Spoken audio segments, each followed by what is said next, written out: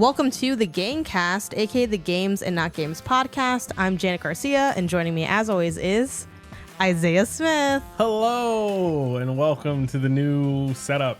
We're closer than ever. This show has brought us so close together. I have never felt more threatened than having you keep your hand on my shoulder. It's like, wow, I can really reach out. I just hit my mouth on the mic. Yeah, we didn't do anything too drastic in terms of studio changes, especially like to a degree what you see visually. It's like we're sitting down on like a black sofa and there's like colored panels behind us. That's still true, but the framing is like much tighter, and the spacing is much tighter, which is funny that both happened at once. But yeah, we went from having we had a 2-seater couch, we're sitting on now. Seat, yeah. And then a like solo like armchair, and it used to be like I sat on the double one, but the edge of it, so it kind of looked like I was sitting just on it looked like we were sitting on 2 different chairs, and it basically was like that ostensibly. Mm-hmm. We got rid of that one the solo chair that Isaiah used to sit in because it was really falling apart, and we reorganized the studio such that we can have a full second desk set up so that Isaiah can work in here and I can work in here and we can work together again. Yeah. And I also think it makes it easier to walk in and out of here by a lot. It is wholeheartedly like just a more simpler setup. Like before before it was kind of like, oh, half the room is like dedicated to studio space, and that's still technically the case here, but that half isn't like walled off anymore. Yeah. It's open.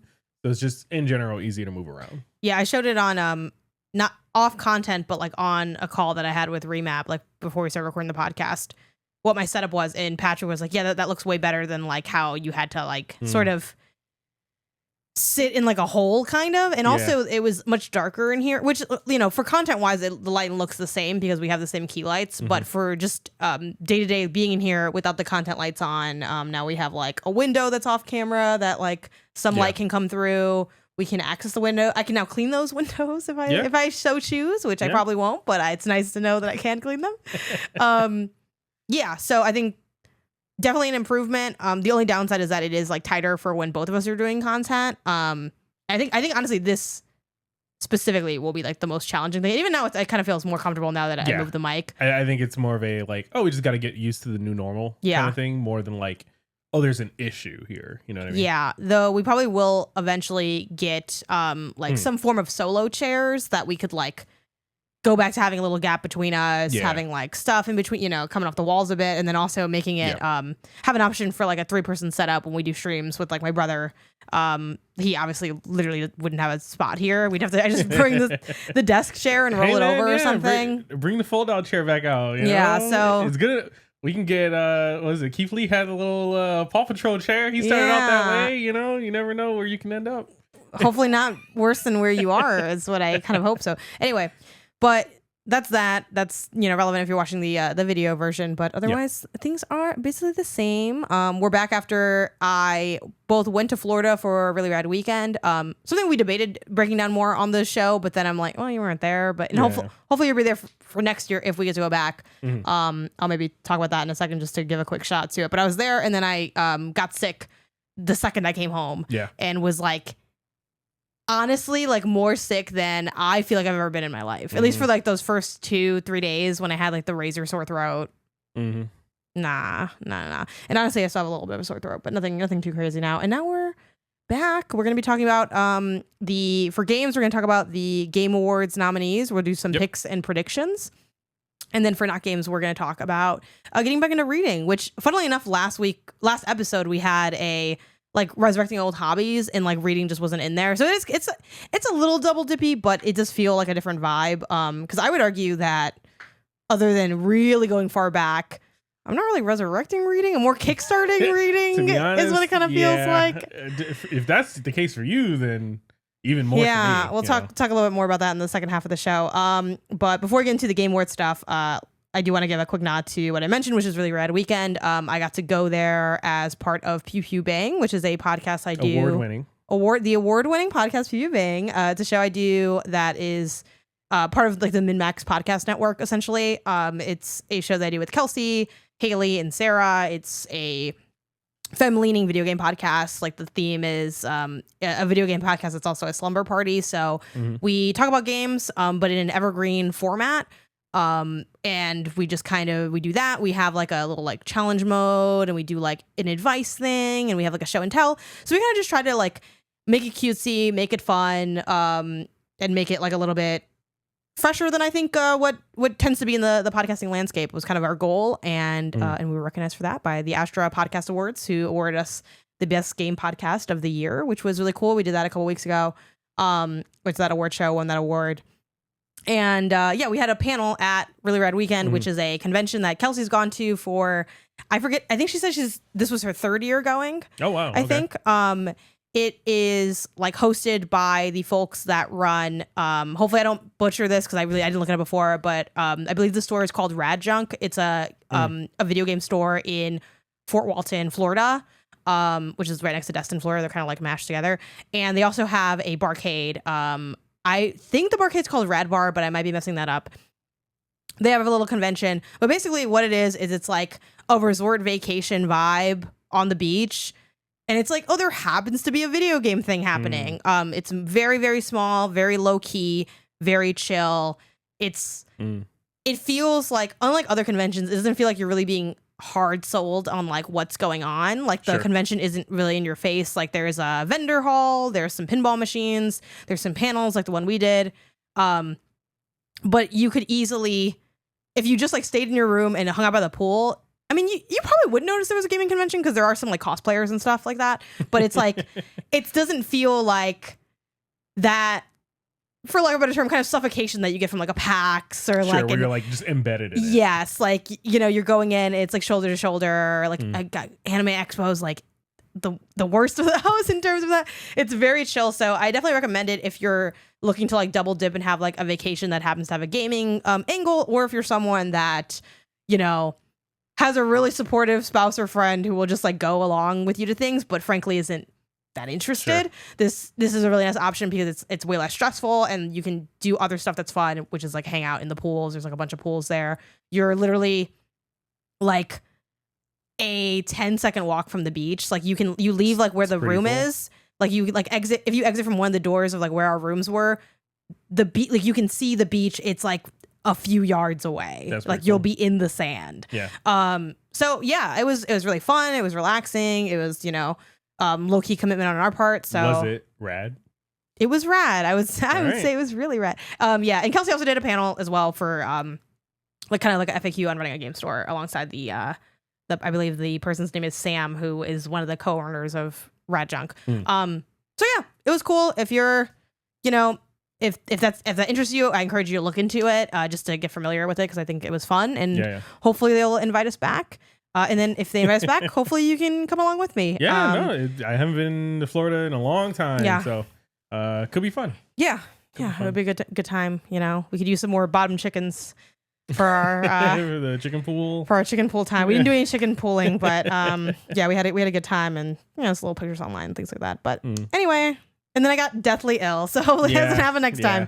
But that's what Really Rad Weekend is. Like I said, hopefully we go again, and then we can maybe do a more in-depth, games and not games kind of thing on that. That'd be fun. Let's get into the Game Awards, picks and predictions. Starting off with my caveat, I am technically a juror on the Game Awards, Keely's Game Awards. I vote on like with Min-Max. Like Min-Max is one of the outlet jurors. There's a number of us there, so frankly, it's very much giving, drop in the bucket, but every vote matters in democracy. Yeah. So, that being said, I don't have anything like shocking reveals for that. I just want to disclose that for the sake of I don't know, people knowing that. Sure. But we're gonna start bottom up. I took out categories that I felt like we wouldn't have a lot to say on, things like best content creator, some of the esports categories, even to a degree, actually it's funny enough I left one of the esports categories, but like even to a degree like accessibility, obviously that's something that we value, but frankly I don't have a good handle on like how those different games implement accessibility, things like that. So we cut out a couple of them, but for the most part, we're gonna go through these, and I want us to go what's your pick and then what's your prediction. So it can be the same if it's the same, but like I would pick this thing, you know, versus like this is what I think it's gonna win. Most anticipated game. Can you run me through them and then tell me what is your pick, what is your prediction? So most anticipated game, we have 007 First Light, Grand Theft Auto 6, Marvel's Wolverine, Resident Evil Requiem, and The Witcher 4. I mean, I think my pick. So I guess for me, I agree. My most anticipated game is probably Marvel's Wolverine. Like, I think I disagree. I feel like I know what I'm gonna get out of GTA 6. I think GTA 6 is gonna win for sure, hands down. There's no competition. That is gonna be the winner. But for me, I am more excited to play Insomniac's take on Wolverine than more GTA. Now it's gonna be great. It's gonna be fun, but just personal anticipation. Oh yeah, I want to be Wolverine. I want my claws. I want to slice and dice through things, go berserk mode, all that. Yeah, that sounds awesome. Yeah, for me, my pick and prediction is a GTA 6. It's like the most, like, it's weird because I do think there's an element of like known quantity to GTA 6. It's a GTA game, but it's like, yeah, but what are they going to do with it? How is it going to be different? And also just like, is it going to live up to the hype? And like, what kind of, like, there's so much riding on this. Well, I feel like with Marvel's Wolverine, even though I'm curious as well, it's like, I feel like I can kind of see the pathway of Wolverine pretty easily. I can say the same thing for GTA. Like it's gonna be more GTA. But there's been so much anticipation for it and like build up for it. Sure. It's been like 10 years. It might have been more. Probably more than that, yeah. Like, yeah, I mean, like it's GTA to me. There's no world GTA doesn't win, and that is also my personal 100%. Pick. And then I'll just give a tip of the hat to Resident Evil Requiem. Talk about a game that we already know what it's going to be kind of. But I like Resident Evil games. I'm not trying to sound like I'm dogging it. I wasn't blown away by what I've played of Requiem so far, but like I enjoy those games. And there hasn't been a bad Resident Evil game in a while, so I'm like, yeah, I'm excited to play it. But I think I'm looking at that GTA 6 community now. Assuming Grand Theft Auto is not in this running. I would say The Witcher 4 is probably then like a next runner up. I think so too. The clout. Yeah. This is really like who has the most clout. Yeah. Oh, 100%. Most clout game. Yeah. So just slight nod to The Witcher. I'm ready for whatever Gwent, next gen Gwent we get from that game. Yeah. All right. Next up, we got games for Impact. The nominees are Consumi, Despelote, Lost Records, Bloom and Rage, South of Midnight, and Wanderer's Top. We'll kind of do these back and forth for reading them off. My pick for this, geez, this is tough because it's like, am I basing it on which game is the best game within this group, or am I basing it on which game I think has the most sociological impact? I guess is the only thing that I'm kind of like I guess best game that was impactful or the most impactful. Yeah, game I think I should be basing it on how impactful it is, because if this was like best sound design, I'd be thinking, how's the sound? I wouldn't be thinking, is the game better? Okay, so I'm gonna go with the impact. In terms of impact, this is tough because I really still haven't gotten to Consumi. I know that's so bad. I'm torn between Consumi and Despelote.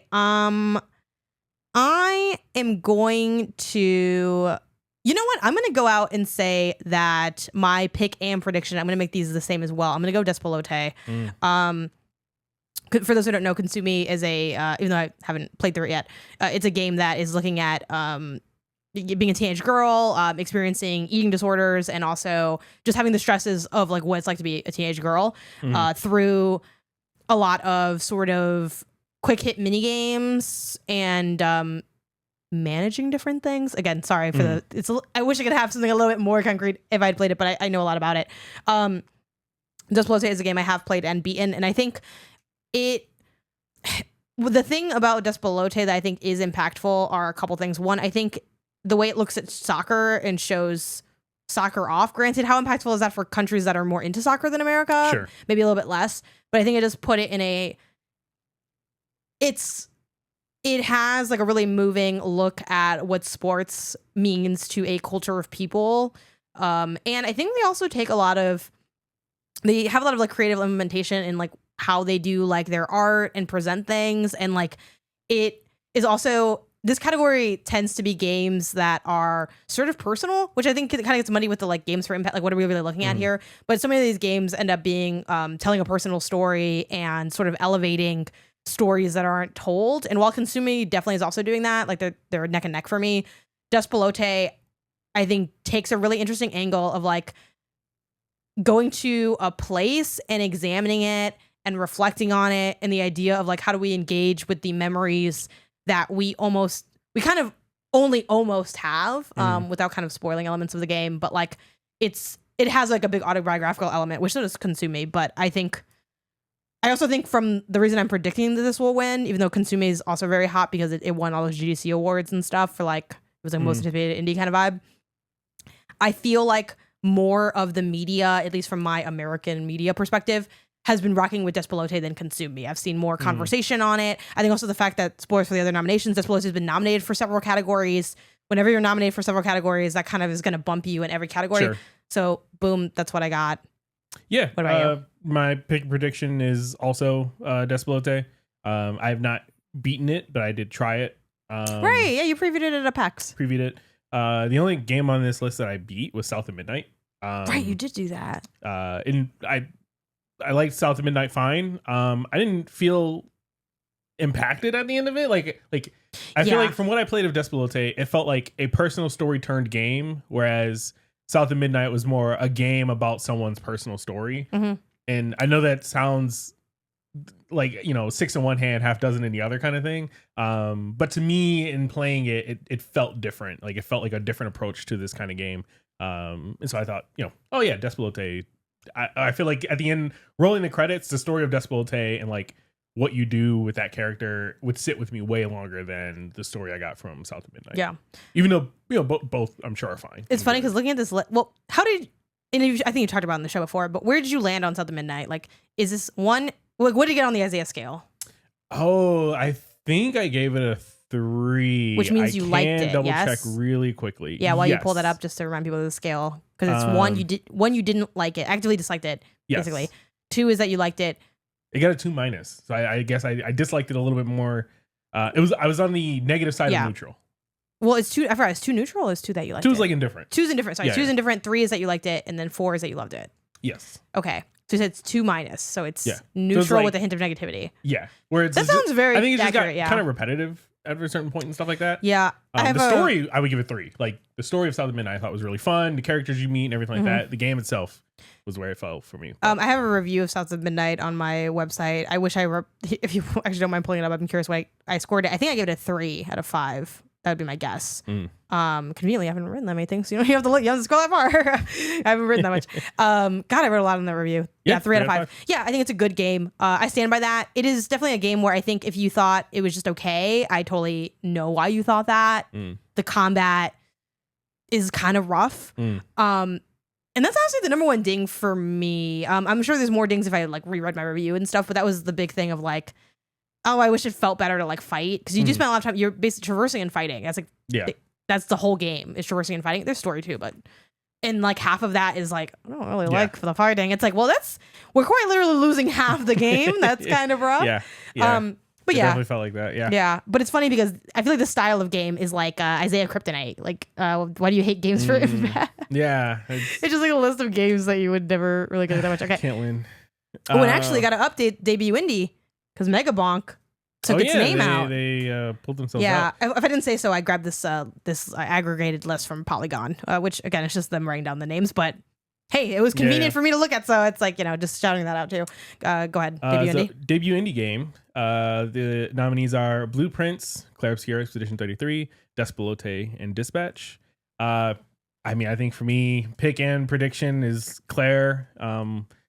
That's probably going to be an evergreen statement for a lot of these categories this year because the game is so good. I'm curious, did even though like Megabonk was like, hey, like we don't want to be in there. Oh, Dispatch got pulled in there. So I looked this up right now of what. Oh, did you already read Dispatch? Actually? Yeah. Oh, so they just it's kind of such a tough spot. They're just going to leave it as 4. Then maybe I was curious if they would put someone in there. But sorry, what were you saying about Megabonk? Nothing about Megabonk. Claire Obscura. Oh yeah. Okay. It's probably going to be put this on repeat for most of the categories this game. Yeah, I'm gonna throw it to Clair Obscur also. It just makes sense. It's the best game on this list. I think the only thing that can knock it down is if some people want to say that like, oh, it's not indie enough, they're gonna put something out. But I think the amount of people that will do that are, if that was gonna be the case, it wouldn't have made it in this category to begin with. I think the fact that it's in here, people are gonna pick Clair Obscur, I think. Because I don't think we have a lot of examples of people zagging for like shaking up the list. So yeah, I'll go not really. I mean, like shout out to Blueprints. That was another game that I played and really liked. Really impressive debut. I think it has a lot going for it. And I think outside, again, I haven't played Dispatch and I didn't finish Despelote. But I feel like if Claire wasn't there, Blueprints probably would have been my next choice for sure. But you know, hey, this is the year that we have. Yeah, I agree with that. Yeah, I think I haven't played Dispatch yet. We'll be playing that together soon, probably. Yeah. Like, at least episode 1. You know, obviously if you don't like it, you don't have to keep playing it. But yeah, we'll be going through that soon and have our thoughts on that. Yeah, but you know, seems like a good grouping of games. So shout out to that. All right, next up we got best sports and racing game. We're not big experts on this. Like I could have nixed this, but I think we know enough about the vibes to comment on it. So the nominees are EA Sports FC 26, F1 25, Mario Kart World Rematch, and Sonic Cross Worlds. Excuse me. I really was sick last week. I'm gonna go pick and prediction. I'm going Rematch. Oh, okay. I'm going Rematch. I believe in society. Rematch is a game that I definitely would have played a lot more of if I didn't get my ass whooped every time I stepped on that field at a certain point. Yeah. For those who maybe missed it, Rematch is a soccer game, online multiplayer soccer game made by the folks who made Sifu. So Slow Clap, those developers. And it honestly, like it has like a nice energy of like almost the arcade sports games kind of back. It's simple while like allowing a little bit of space for complexity. A kind of running joke is it's Rocket League but with people, which I think really funny. which I think people aren't just doing that for the memes. I think it is like something about the way the controls have a little slip to them, and also there's a lot of use of the walls. Like there's these translucent walls that like exist in the space where you can like shoot the ball intentionally like to a wall and have it bounce back and then like hit it in the way that you would in Rocket League. Though it is much less floaty than Rocket League, in my opinion, like having played some Rocket League, having played some Rematch. And I think so often, I think a lot of people are looking for what's going to be some of the like the hot newness that can shake up this category, because it often does go to like something EA made or like one of the F1 games or something like that. And I feel like, gosh, I'm a little worried about like, should I predict something else? I'm going to stick with Rematch, but like, I wonder how much the Mario Kart name is going to carry weight. I think a lot of people, it's funny because it's one of those things where I feel like when you look at the review scores only ever tell some of the story in general. And so often there's this thing that happens where a game is really critically acclaimed on its reviews, but then when you start to go to like podcasts, you start to go on the internet, even if it's just other games media people, because that's my circle, they start to say that the emperor has no clothes. And I think with Mario Kart, that was kind of the case of like, we're like, yeah, like it's Mario Kart, it's fun, it's cool. And then people were like, the open world wasn't very good. They're like, yeah, no, it wasn't. And then I don't really like how the tracks connect. I don't like how they connect either. And then suddenly we have a lot of like complaints about it. So I do think it fell from grace a little bit. Sonic Cross Worlds, I could also see that being a Cinderella story, because there are a group of people in the industry that are like, this is actually better than Mario Kart World. This is the racing game from this year. So I don't know, but I'm going to stick with the Rematch pick and prediction. I'm going to join you for half of it. I would also probably pick Rematch. I think it is the of these games that are on this list, I think it's the like best game that I played, or the most fun I particularly had. Rematch, again, I love Rocket League. I love, getting more and more into soccer every day. Kind of pairing those back in again to make Rematch, I think it was a fun time. It was good. I do want to play more, but it is tough to play when you are not good at it. And I'm not particularly good at it yet. So, but it's still fun. And you were also not good at losing. Typically, I can get better at losing. Yeah, so it's a lethal combo of like just getting our ass whooped up for like an hour. My prediction, however, I think I'm gonna do Mario Kart World. Mm-hmm. I think there is something special about like when the Switch 2 dropped, and we had our friend Connor invite us over. We had like a house party kind of thing where everyone just brought their Switches. They brought Mario Kart. We had like 24 people or however many it is in like real life doing the circuit, knockout tour and everything. And like, I'm not gonna lie, that's kind of cool. And the knockout tour really fun. And that is like, you can't get that elsewhere. And the knockout tour is definitely like the best thing in that game. Yeah. Like, and it's also a really good thing. Like, I don't want to. Yeah, I'm glad that you brought that up because I kind of like low key forgot about that. That is like I have no notes on knockout tour. Yeah. Knockout tour is awesome and it's like so fun, and that's like one of the best things they've brought into Mario Kart. I think that there is enough. My guess is going to be that there was enough people who are doing like online knockout tours, in-person knockout tours, that when they think which of these games did I have the most fun with this year, Mario Kart could be on the top of their list. So that's why it's my prediction. All right. Next up, Best RPG nominations are Avowed, Clair Obscur, Kingdom Come Deliverance 2, Monster Hunter Wilds, and The Outer Worlds 2. I mean, I'm gonna go Clair Obscur. Yeah, pick and prediction. And this one genuinely would be one of those ones that it would shock me to my core if this didn't win. Yeah. Because and look, I didn't play Kingdom Come Deliverance 2. Yeah, a lot of people like it. I haven't tried it, so I don't know.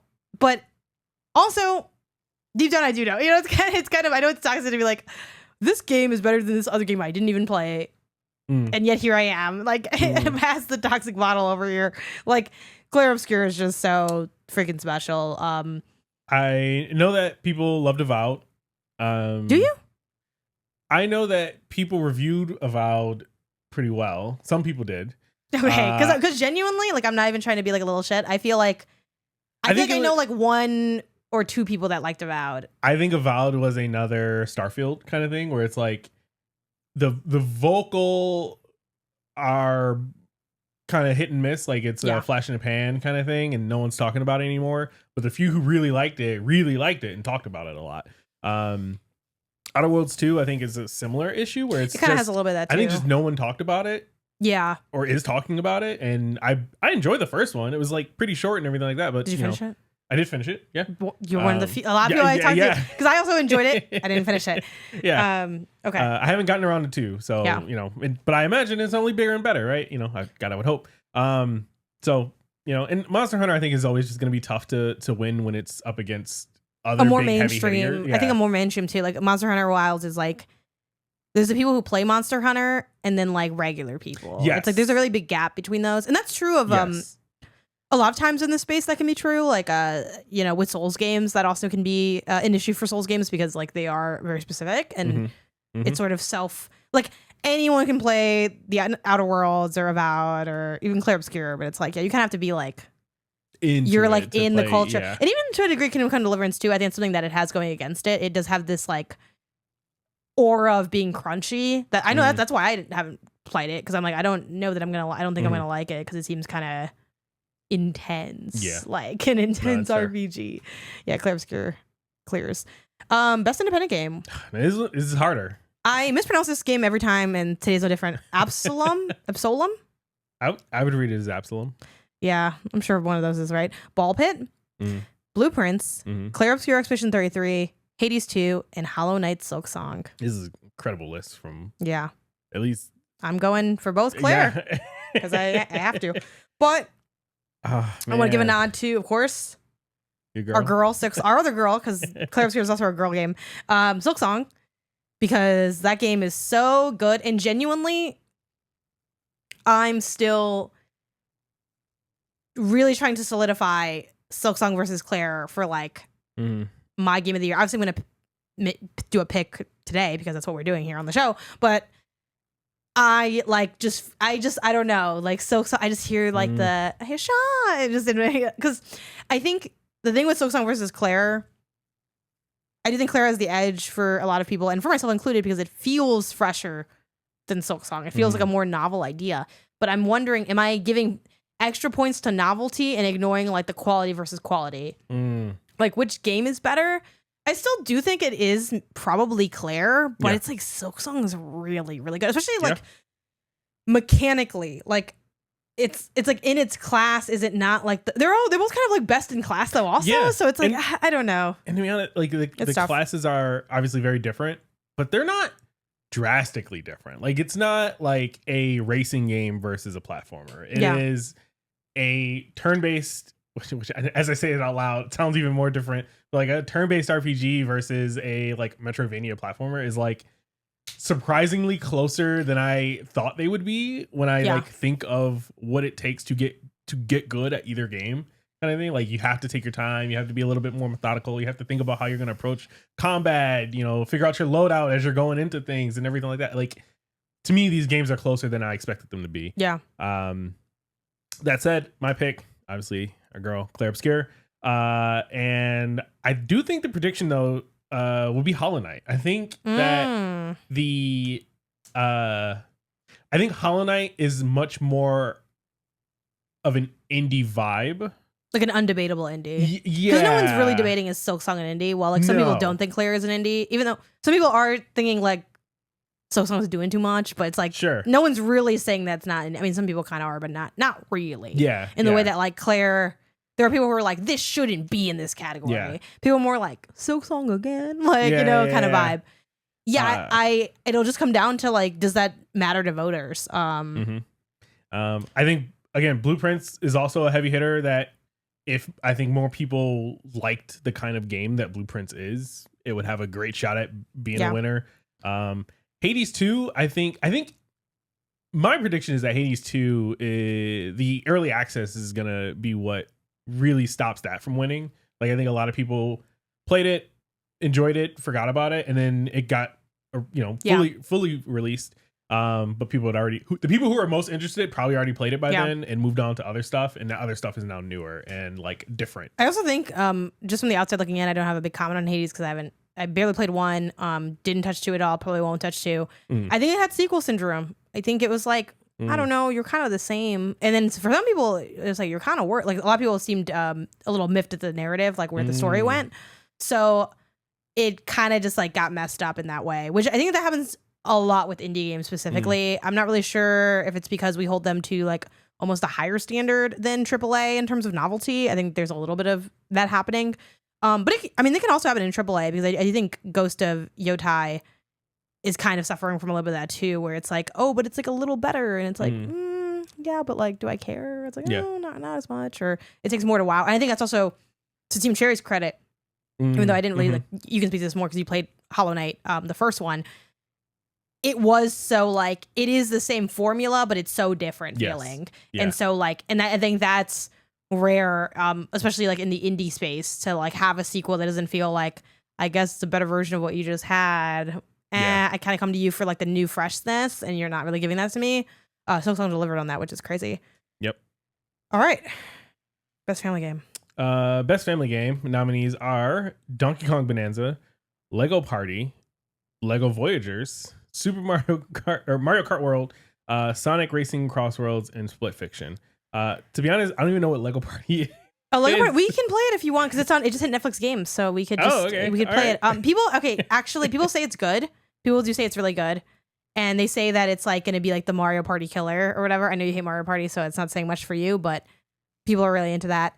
I'm gonna say I don't even want to pick in this category because I loathe this category so much. I feel like it makes very little sense. And also, frankly, when in a way we're a family, we're married, but we don't have kids. Like I think this is really like it's like you and the kids sit down. Game, it's like is it family friendly game or family game? Yeah, because it's like, you know what I mean. And then it's also like, how old are these kids? Because like you have to be like a decent gamer to play Split Fiction. Like you can't just be like there are some tough parts. Like you need to be somewhat capable. Yeah. Like how good is this kid? When does kids start gaming? Like so this category is always so messy to me. My pick. God, I don't even know. My pick. Jeez. What you think? I don't know. You can go. My pick, Split Fiction. I had a really fun time playing it. I missed out on the It Takes Two wave. I missed out on the A Way Out wave. I did play Brothers, but that's, I feel like, different. But I came in, you played with me, Split Fiction beginning of this year. I really enjoyed my time. I don't know, I guess you did not enjoy No, your I time. did, but I'm trying to think of, is that a good family game? And I don't think it is. I think, I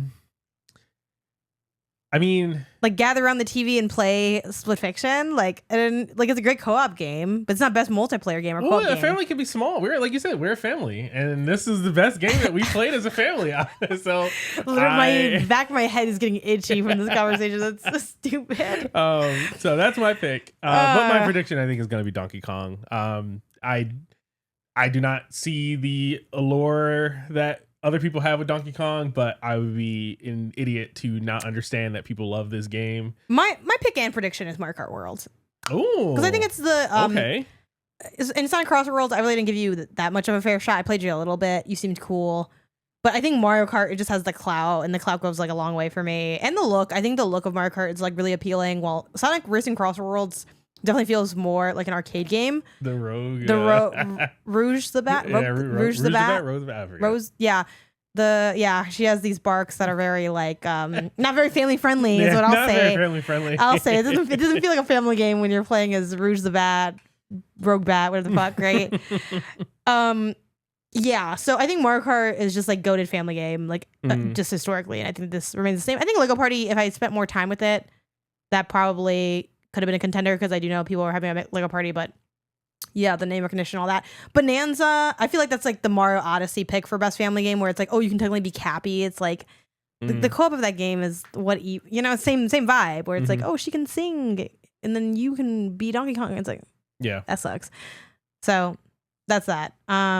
Gosh. But yeah, I'm down to play Lego Party if you're ever down. I don't know if you'd be willing. I'll try it. Willing to play it because I don't even know what it is. So I'm assuming it sounds like it's a Mario Party kind of thing. It's like Mario Party, basically. Right, yeah, sure, I'll try it. But Lego. Okay. Best action adventure game. Death Stranding 2 on the Beach, Ghost of Yotai, Hollow Knight Silk Song, Indiana Jones and the Great Circle, because it came out late last year, Split Fiction. Yeah, that is true. Easy peasy. Silk Song for both. This is where Silk Song's Claire is gonna dog walk Silk Song, and this is gonna be where Silk Song can shine, and I'm happy for them on that. Man, this is tough for me because my pick is definitely Silk Song, but my prediction is where it gets tough. If people lean into the action when voting, I think Silk Song wins. If people lean more into like the adventure, then I think something like Ghost of Yotai or Indiana Jones has a better chance. Just because like it really comes down to how people are voting. That's funny because my favorite part of Silk Song is the adventure. So I don't think there's much adventure. There's like so much exploration, adventure. That's the adventure. But it's like exploration in the way that you it's like going to the gym versus playing a sport. It's like both are physical activities and like healthy and, you know, a way to get movement in, but like one is like dedicated full on. There's no question you are working out. And the other is like, oh, you're having fun while working out. See, but I was having fun. You get tricked into working out. It's like you got tricked into having an adventure. You didn't go on an adventure. No, I did go on an adventure. I think the Silk Song is much more. I think you approach Silk Song with a lack of whimsy.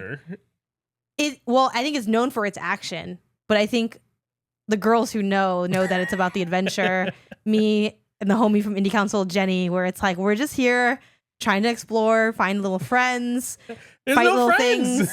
There's lots of friends. There's like 2 friends. There's so many friends. What are you talking about? At least going through Act 2. I can't comment on Act 3. So many friends. You got your map friend. You got the prisoner that maybe you freed. You got he robs you. That's not a friend. No, not that one. The other prisoner. Oh. Also, he doesn't just rob you. Eventually, he sets up a store. Yeah, and sells you things that he. And then there's also from other people. So hey, I know how he gets what he gets. He's like, I got a bunch of Louis bags. If you look in this trash bag, I said, all right, cool. We got the was it Sherma or whatever? Mm-hmm.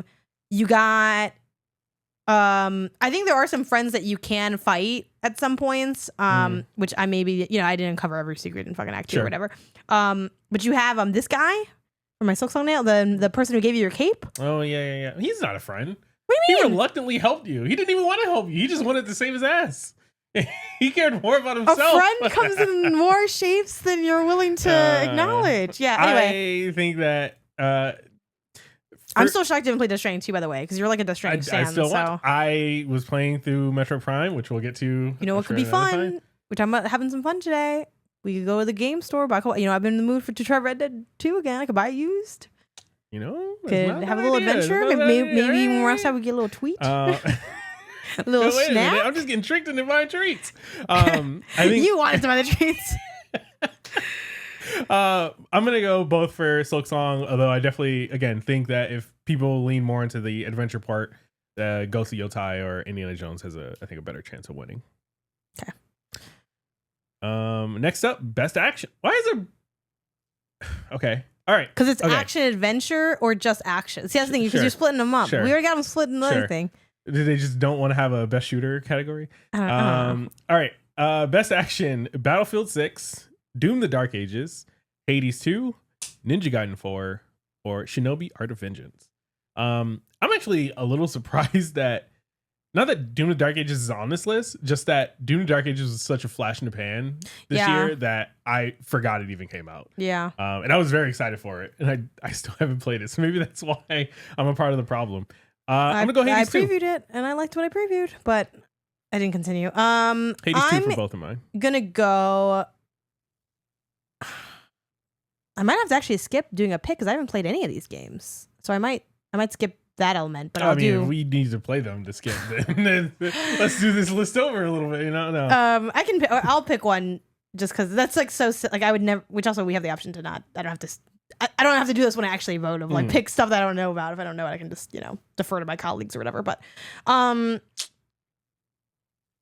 am going to invest early in myself, and I'm going to pick Shinobi: Art of Vengeance. I'm optimistic about liking that game a lot. It's on my list of things to play before the year is up. And I think I just got code for it actually earlier today. So that's ready on my PlayStation, I think. If it's not on PlayStation, don't at me. I know I got a code. I just don't remember what platform. I think it was PlayStation. My prediction, though, it's got to be something kind of basic, like popular, more known. I feel like Shinobi didn't. It got blended in with that other samurai, not ninja game. There was another ninja game that wasn't Ninja Gaiden that came out at the same time, and that messed it up. I'm gonna go. My prediction's gonna be Hades 2. Okay. I feel like there was a lot of hype around Ninja Gaiden 4, but I think it's died down. I also think like we'd be a little remiss not to acknowledge that, especially at least I don't know how it works in the global landscape, like what the conversations, in other like communities are for games media, but a lot of like people in my circles are combo just over Xbox kind of given too little too late kind of vibe. Sure. But also like really not liking their business practices of, like the things that they've done with like using their like, what was it? I forgot the name of the AI tech is or whatever they were using to like freaking bomb people. Copilot? Stuff? Was it? Yeah, it wasn't whatever. Yeah. The stuff they've done like with just like the fucking Azure war, cloud, which is crazy. Yeah, like the cloud stuff, like with like, bombings, and then also just like the AI, the amount of AI focus and how that's like negative for a lot of people and environmentally like has a really bad negative impact. So it's just like this combo of a bunch of things, and then also like the ROG like Ally didn't really seem to like get rave reviews either. So I think there is like this amalgamation combo of people checking out of Xbox from like a moral standpoint, but also from a like, do I even need to care? So I'm not trying to say that they aren't producing still good games or backing good games, but the conversation has gotten really like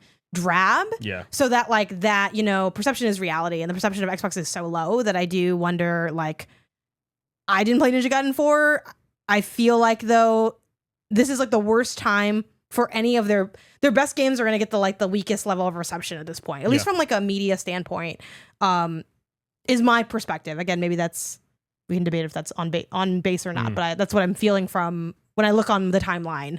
I feel like people are like, boo, sure. Just kind of generally. They've had a lot of layoffs too and things like across, Microsoft and also Xbox. And anyway, that was kind of negative, but that is what it is. Whose turn is it to read? I don't remember. Yours. Okay. Best score and music. Claire Obscure, Expedition 33, Death Train 2 on the Beach, Ghost of Yotai, Hades 2, Hollow Knight Silk Song. Hot take, I don't rock with any of y'all's music. Now, Ghost of Yotai I haven't played yet. Hades 2 I haven't played. Silk Song, I gave up on the music partway through. I know people are going to crucify me for that. Blah, blah. It was too... I wasn't really connecting with how they... I don't connect with that style of music, the sort of like, I don't know, like pseudo orchestral kind of just like ambient vibes. I don't really feel like the Hollow Knight OST, at least in Act 1, because by Act 2 I wasn't listening to it at all. Did not really. It struggled to take me on a journey. I felt like it was like a backdrop to like what was going on, which is like, doesn't mean that's not effective in what it's doing. Everyone loves that music, but I just was not grabbed by it. Yeah, it didn't stand out to me. Wow. It didn't stand out to me. So I turned it off and I just listened to Sabrina Carpenter. And I know that makes me a bad person. And I know people say, yo, you missed out on like a third of the game. Well, guess what? That's why it's my file and not your file. I'm sorry. So yeah, God, I've had to pick somebody here. Jeez. I don't have to pick any Death Train 2 I didn't play.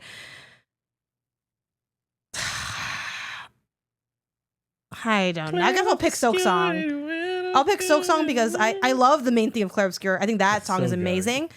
I think the rest of that music is trying too hard. Nah, man. There's so much going on. The instrumentation is way so too like there's way too much going on. It's very busy. It's a bit up its own ass. I'm gonna go. I'll go Silk Song because I don't want to hear. I don't like anything that you're doing. So I'm gonna pick Silk Song and I'm gonna predict Claire Obscure. Okay. Because I think people really love the OST from Claire Obscure and I don't know why. Because it's good. It would go and then at the end, even when they were supposed to have their most grandiose, like, you know, like their big moment, they did have a big moment, but it's like they don't let their ideas breathe enough. And then Final Silk Song let their ideas breathe too much. I want some, like, give me more zip. Neither of them are doing it for me, is my point, for those reasons. For me, and for those reasons, I'm out. Taking predictions going to Claire. I'm listening to that soundtrack, that OST. After I finished the game, I threw it on, listened to some tracks. It's one of those games that like Metaphor the year before, where it's like I came from one track. Yeah. I came from one track, but then the more I listened, the more I liked. And it's like, all right, it was just going to be in like rotation now. It's in my library. Also, I've been meaning to put on the Silk Song OST because I'm sure it does have. I'm not saying it's like complete trash. It just did not. I did not play that game and say like, wow, this is like some really great music. Like when I was playing, so I was like, oh, I'll just turn it off because I don't really need. You know, I do that all the time with plenty of games. Yeah. Yeah. Versus like, I don't know. There's other OSTs I do like the stuff that Lena Raine does. I like the Garrett Martin or whatever his name is, who did like the Ori soundtrack. Like I like I've liked soundtracks. You didn't stand out to me. I don't know what to tell you. Okay. All right, and then next up we have best performance. The Claire Obscure category. Yeah, basically. Nominees are Jennifer English, Claire Obscure, Ben Starr, Claire Obscure, Charlie Cox, Claire Obscure, Erika Ishii, Ghost of Yotai, Troy Baker, Indiana Jones, and God, I'm gonna butcher this. Kanatsu Kato. That's how Silent Hill F. All right, sweet. I didn't do that bad. Hopefully. Yeah. Man, for this one, I first of all, I love, without going into spoilers for things, I feel like one of these nominations is overweight a little bit. If you know, you know. That said, I'm gonna put my pick is gonna be Erika Ishii, just because I really like her in Dropout content and like her personality. I like what she does. My prediction is gonna be Jennifer English. I think just Mael's performance in that game is just really good in Claire Obscure. But yeah, no, I would love to see Erika Ishii take home the win. For me, my pick is Jennifer English because of I think Mael like is so core to that story, and And part of why I think the game works for me is that it is really well performed, and like the things that Mael goes through feel like very authentic and real. That being said, I wonder, is that also my prediction? I hate to say it because it's not like he didn't do a good job, but my prediction is going to be Ben Starr. And I hope that he doesn't get it, which sounds bad. Obviously, I think everyone really like did a great job in their roles for all these different characters. But I'm predicting Ben Starr because not only did he do a really good role and plays a big role in the story, but also he's like very popular and beloved. He's like the new Troy Baker. So it's hard to imagine someone that isn't the new Troy Baker winning in a way. Yeah. So I'm going to make that my prediction, but I would pick Jennifer English. I will say, I think that people have said that, speaking of Troy Baker, that his Indiana Jones performance was actually really good. Yeah, people did say it was really good. I saw the movies. I'm not a big Indiana Jones head, so, I can't say that I memorized, the performance and everything like that to compare. Yeah. But yeah, no, I heard good things. So there's also a chance he comes through with that. Oh, it's Troy Baker. It's kind of hard to bet against the original Troy Baker. Which is the new Nolan North. Yeah, we need a do I look like him edit if someone could do that to tell the creator's song. Okay. Best narrative. We got Claire Obscure, Expedition 33, The Shining 2 Ghost on the Beach. The Shining 2 on the Beach. Ghost of Yota. It kind of is like that though, isn't it? Okay. Kingdom Come Deliverance 2 and Silent Hill F. Yeah, I'm going with my pick and prediction in Claire Obscure, Expedition 33. And I really like the story of that game. I think it is really entertaining and cool. That being said, I will say I'm a little bit on team. The second half was, to me, I'm on team. The second half was interesting, but not necessarily like narratively lighting my world on fire. There were like some fun reveals in the game. That's kind of just true throughout the game. But what I was, and maybe my bias is that I was told this while I was playing, but like while I was playing, I saw a lot of hype for like, wait until you get to the Shim Sham Shore. And I was like, wow, this story is so great. What's going to happen at the Shim Sham Shore? And then when I got there, I was like, oh, okay, that's interesting. You really did your own thing with it. And I love that for you. But I did not feel like the story was then like taken up a notch, which is kind of like what it was sold to me as. They're like, oh, if you're loving the story, they're just going to dial that thing up. And I'm like, I feel like they just changed the station. And that's fine. I do think they did change the story. Like, I felt like there was They did, but I don't feel like it got better. I think it just was different than I thought it would be. I think it did. I think that, you're not one. Yeah. Again, without going too much into it and everything, I think that, like, that second half of the game really changes what the story is. Yeah. And like what things mean and what's going on. And it's like, oh, yeah, no, this is good. This is better than I thought. This is elevated. Also, a very, very specific to me take. I don't even know if anyone on Earth can have this take. If you're out there, please let me know because we're the same. Having beaten Persona 5 Royal this year, I'm kind of like, I fear an interesting twist is kind of like not that like innovative. Like I still think it can be cool, but it just kind of felt like finishing Persona 5 Royal, even though they're totally different stories they're telling, just to be clear, I'm not trying to say that they're all at all going over the same themes or plot points or anything, but there's so many twists in Persona 5 Royal where I'm like, oh, like I guess this is kind of just like a genre convention more than, which I think having beaten Persona 5 Royal, I see even more clearly the ways that people talk about Claire Obscure being influenced by JRPGs. Like it's obviously not a JRPG, it is just an RPG. It's French, it's an FRPG, I guess, if you want to. But when people say like it has JRPG energy, there are many reasons for that, and I think it's the way it lives in plot twists, reveals, and surprises is very like JRPG vibes. In a way that it didn't make it worse to me, but it sort of demystified it. Like at the time, like, wow, no one's like, there are times, I don't know if this happens to you, like playing games throughout your life where you experience something and you say like, holy shit, this is like incredible. It like blows your mind. And then you realize actually this is like kind of really normal for this thing. Like I remember the first time when I was playing, granted this is one of the earlier in a way games it is, maybe not. Well, the first time I played a Fallout game ever, and I stole something and people saw me steal something and then they were like after me. I'm like, wow, that's so crazy. And it is, and it's cool, but it's not exactly like, that's a lot that's like a lot of games do that. Like, but if I had only experienced that for the first time, it would feel more fresh. So it kind of like, so that's my long-winded thing of like realizing that part of what JRPG has been doing forever is sort of surprising you. Like clear, obscure surprises become less sparkly to me. See, I think that the act of having surprises is definitely, par for the course, expected, normal, trivialized, whatever. I think that the depth of the surprises in Clair Obscur, though, are what makes it stand out and special. Because you're right, like, JRPG, oh no, the villain was my father all along or something like that. Yeah, sure.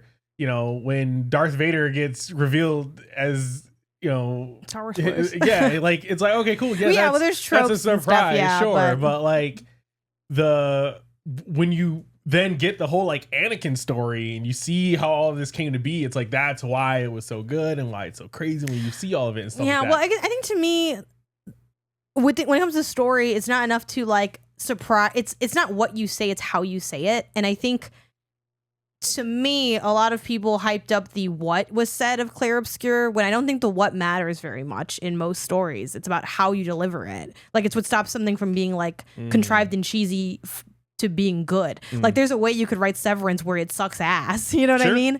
Yeah. But it's like the choices they make within that. And I just felt like, and obviously I'm kind of like, making assumptions, but like some of the feeling I get with Clair Obscur is people being like, it's a great story because it has twists. And I'm like, it's a great story because of like the good emotional beats in it and the way things are depicted. And I feel like some of the best stuff was before this like twist happens, which lends me to believe that people are just like, oh my God, a twist. Now it's a really great story. And I'm like, no, it was already a great story because it was well written and well acted. And now there's just a twist that I'm like, I could kind of take or leave, but it was interesting and I kind of liked it. And I do like the end, without spoiling it, I do like the ending of the game.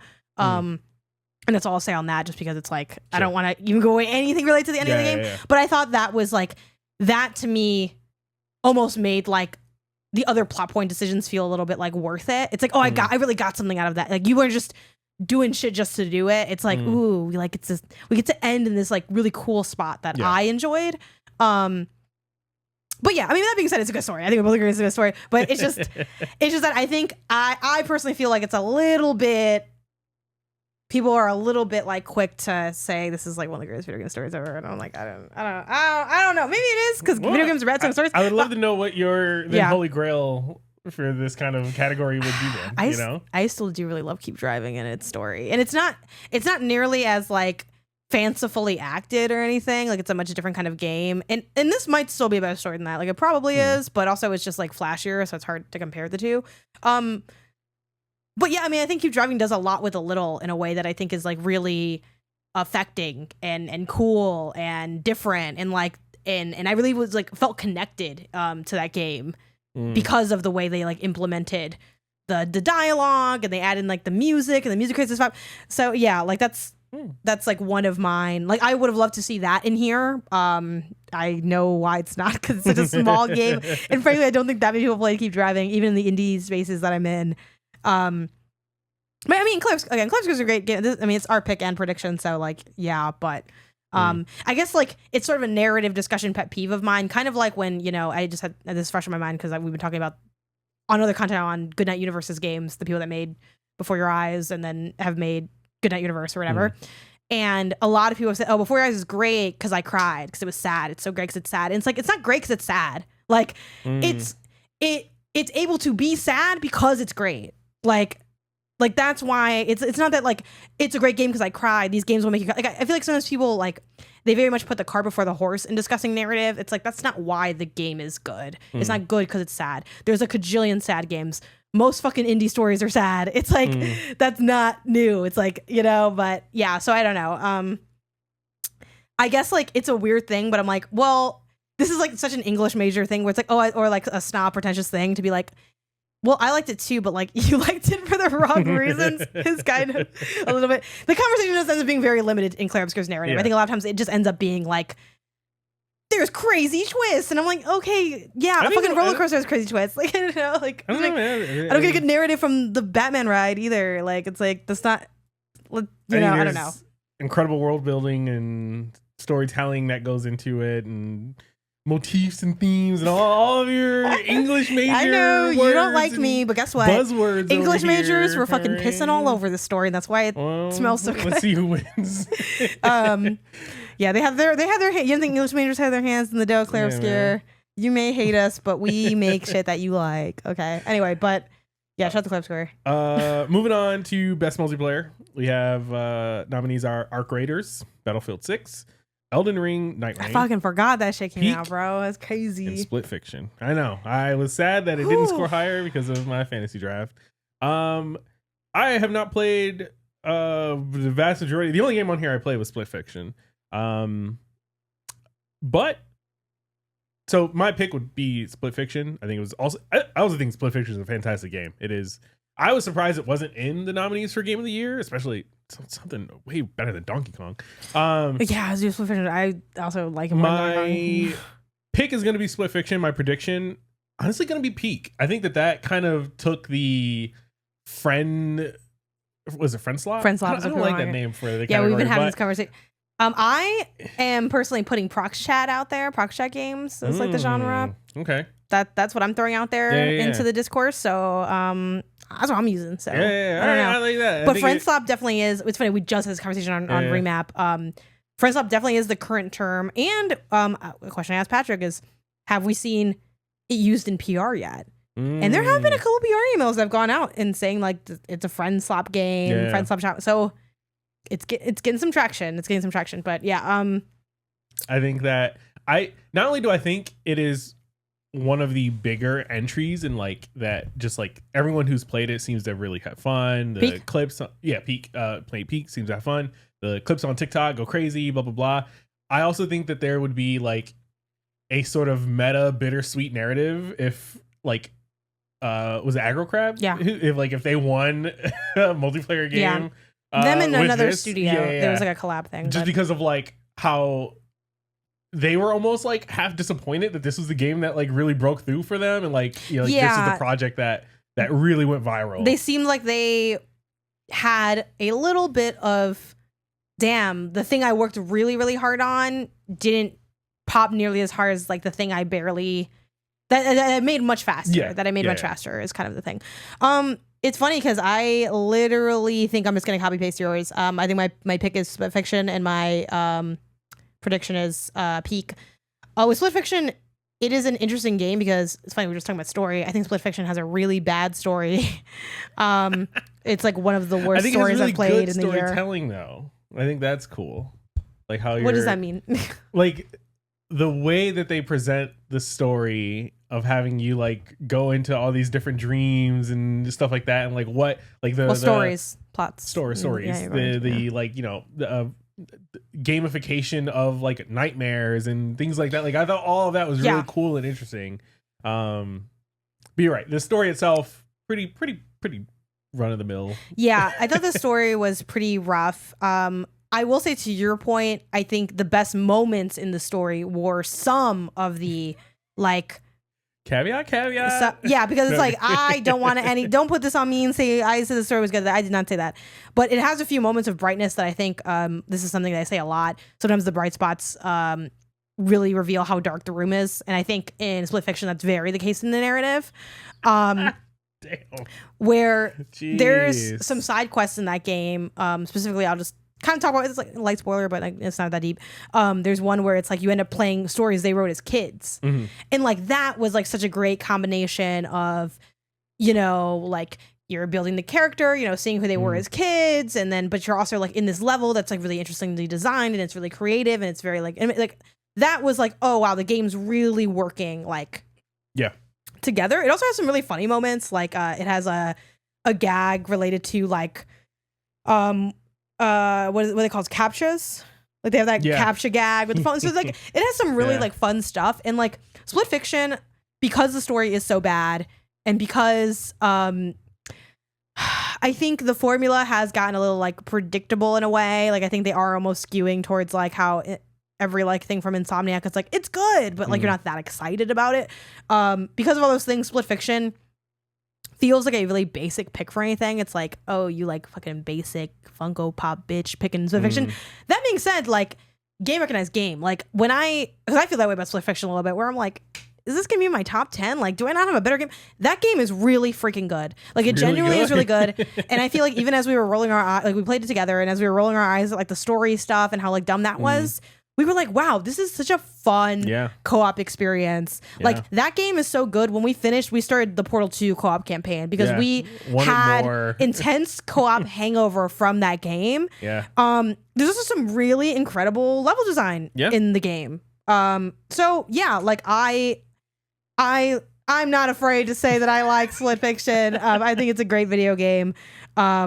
Despite the things that are like cringe about it, I think. And I think that's also why I don't think it's gonna win, because I feel that like in the industry, like no one said it, but I just can feel that people like don't really care about it. Like that's my like vibe I get. Peak is my prediction because I think it embodies like what you said, like the friend slop emerging genre of that, but also like it, without starting a new topic, how do you feel about like the friend slop genre, like the games that come out of it? Have you played many of them? I don't think I've played any of them. I enjoy the content that comes from those games existing. I have not partaken, nor do I really have like maybe we finally can, because we have the 2 desks now again. We can try. I'm down to try. I haven't done it yet, so it's like, I think the thing that works against us having the 2 desks in the same room, though, is also like the act of that prox chat thing. Like I feel like there is maybe value from. Well, I think we can still. Yeah, I guess same room is a little tough. Yeah, we can look at it, because now that I have GeForce Now, that's true. Not sponsor of this show, but they sponsor me next. That's how I have it. Maybe we could get a little bit extra distance. Just to like do it. Because we'll maybe put a pin in this conversation until we've played those games and can talk about like what is that like and do we like it or whatever. I'm sort of mixed. There are many games from the genre that I don't really like. I'm also just not a big multiplayer online gamer. It's not how I grew up gaming. I'm a boomer when it comes to these games, and I do think a lot of times for someone who is a gaming boomer, an old head, someone that loves just like good mechanics, I'm just gonna go on record and say it's a genre that has kind of sometimes messy mechanics. It's a little jank. It's a little like clippy at times. And I think those are the things that make the genre not that exciting to me. That being said, Peak is one of my favorites of these. I think it does have some really cool like implementation. Like as a platformer, I think Peak is really fun. Without being full on, which we'll see your take when we try it or whatever, without being full on always up level of like, oh my god, this is like such a pain in the ass kind of platformer. Like I think it threads that needle really well. And I also really like Lethal Company. Those remain my 2 favorites. A lot of the other games I'm just like, not Peak or Lethal Company. So like I don't know. But so I'm keeping my eye out. But so also shout to tip of the hat to Arc Raiders, because I could see people have been making a lot of noise about that. I could see that also winning. That was like it was between Peak and Arc Raiders for predicting for me on which one would win here. But okay, what's next? I believe you have game direction. Okay, we have game direction, and we got Clear Obscure, Death Stranding 2, Ghost of Yotai, Hades 2, Split Fiction. It's Clear Obscure for both. Though game direction is tough for me because I always kind of like not forget what it means, but it's a little bit of a slippery definition. I also want to give a nod to Split Fiction because I think what it does with having the different, like the fantasy versus sci-fi worlds, and you're like going between them, like based on like what character you are. And it's like sometimes you're with like, we're in your fantasy world, you're in my sci-fi world, or like I'm in like this, one section or whatever. Like it's, I don't know. It was really interesting without being like, I think that could have been really boring, and it like wasn't. I think it took a lot to pull that off and to think about like what are the different things you could be doing in a sci-fi versus fantasy world.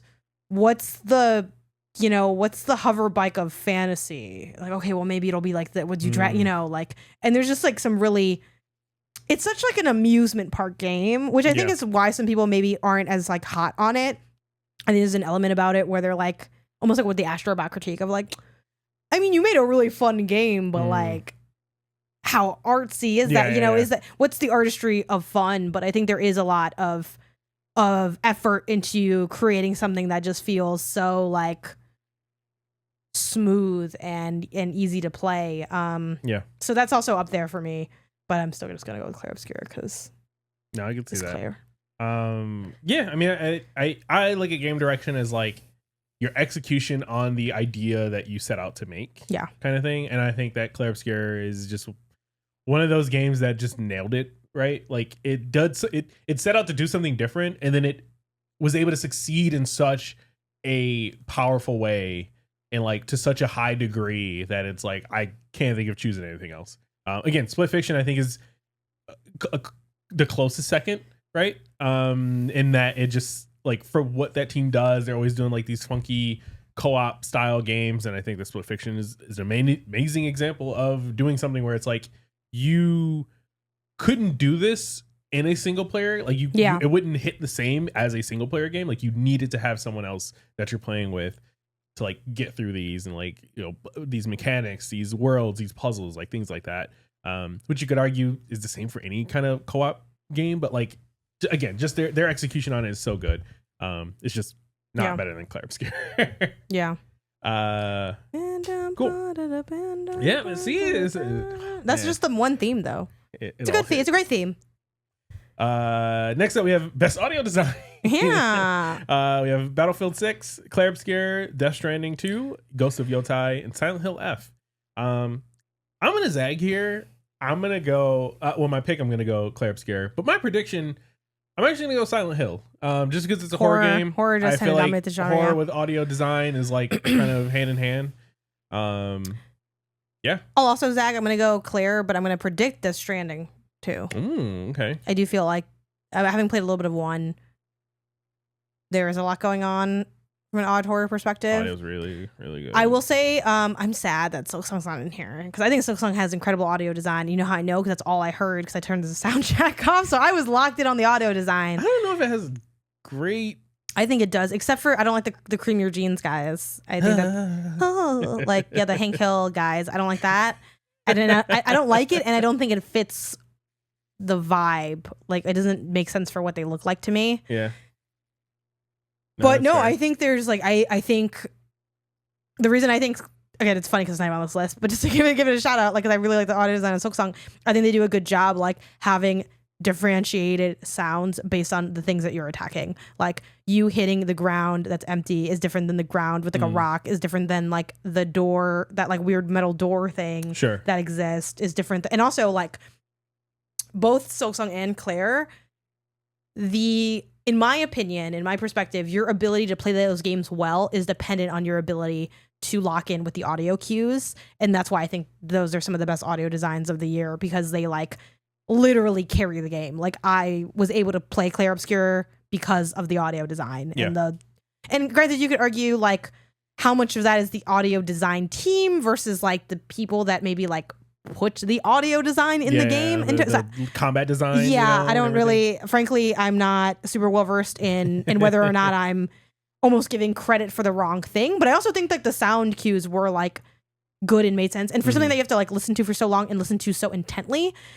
in Clair, a game where I also put my own soundtrack down. Like, basically, the games where I only listen to the audio design are my favorite audio designs of the year. And if that makes me biased, that's going to be the case. Yeah. But yeah, so I love both of those. But there we go. Cool. Okay, we got art direction, and we got Clair Obscur, Death Stranding 2, Ghost, Hades, Silksong.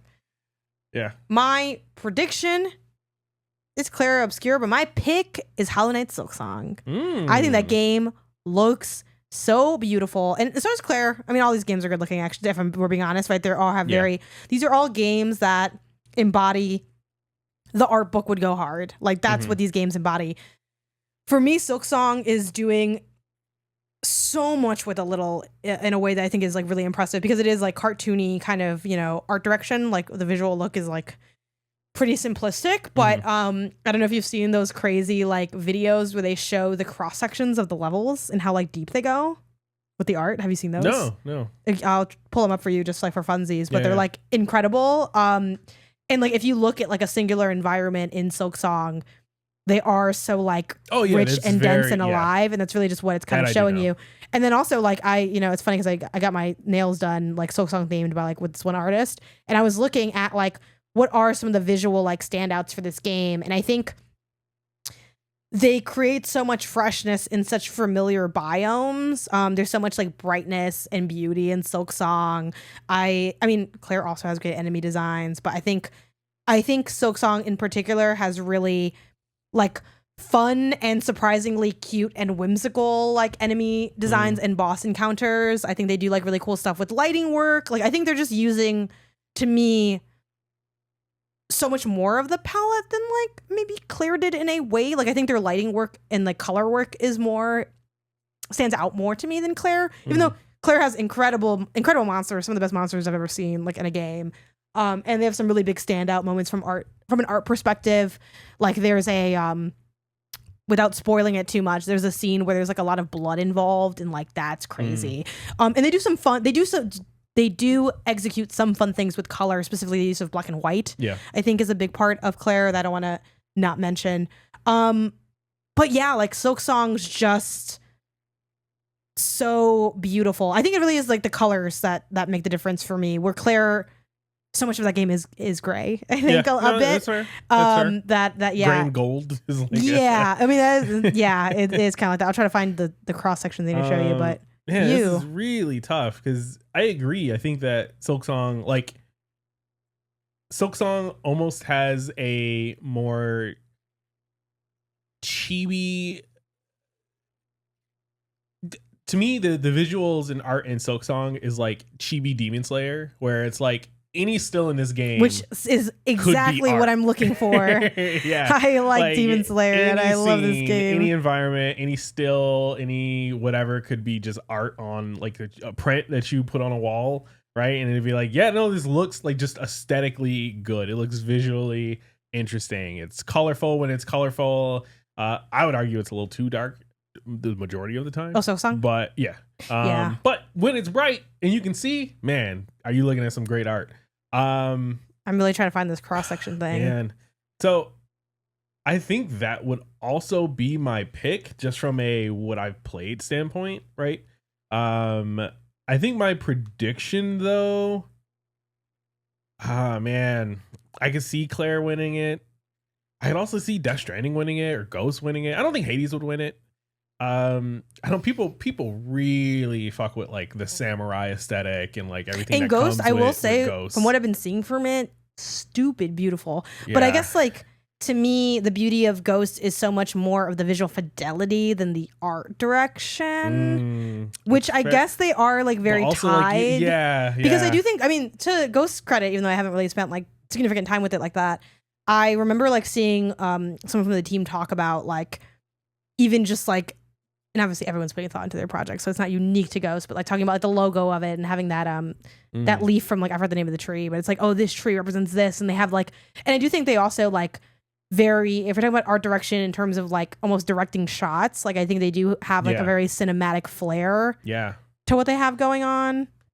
I'm literally now digging for just to again give a little bit of love. I'm gonna give it to Ghost. I'm gonna give Ghost my prediction. Okay, so like for instance, and this is like so specific because maybe Jenny was the one that put me onto this because I tried looking for that Silksong thing I told you about. So if you want to go to Kim Chica on TikTok and her video from October 28th, she went to like this thing that showed like the art of Silksong or whatever. Yeah. And yeah, it's just like and I get that like some might argue, well, if you have to know that for the art direction to be good, maybe it's not so good kind of thing. But I don't think you have to know. I don't think you have to know that, and I think you feel that though. I think it's very clear that when you play a game like Silksong and you play other 2D games or 2.5D games, however you want to quantify it, there is something about like why is this so much more beautiful than all these other games? And it's like in the detail work, it's in that layering, it's in like that depth. Like so many other games are like they like wish they could and they could never, you know. And obviously some of that is like resources. I'm not pretending like, you know, other teams aren't trying to achieve that, but like I think that is such an achievement, and part of I think what makes that game like what it is the art direction. So yeah, we love art.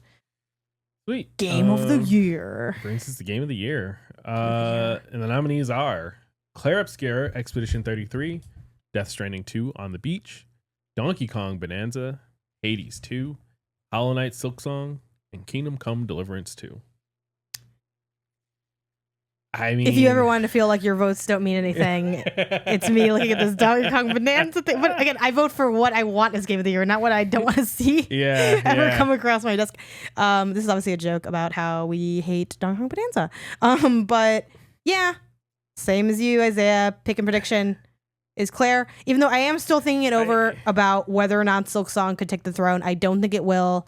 I think Claire. Yeah.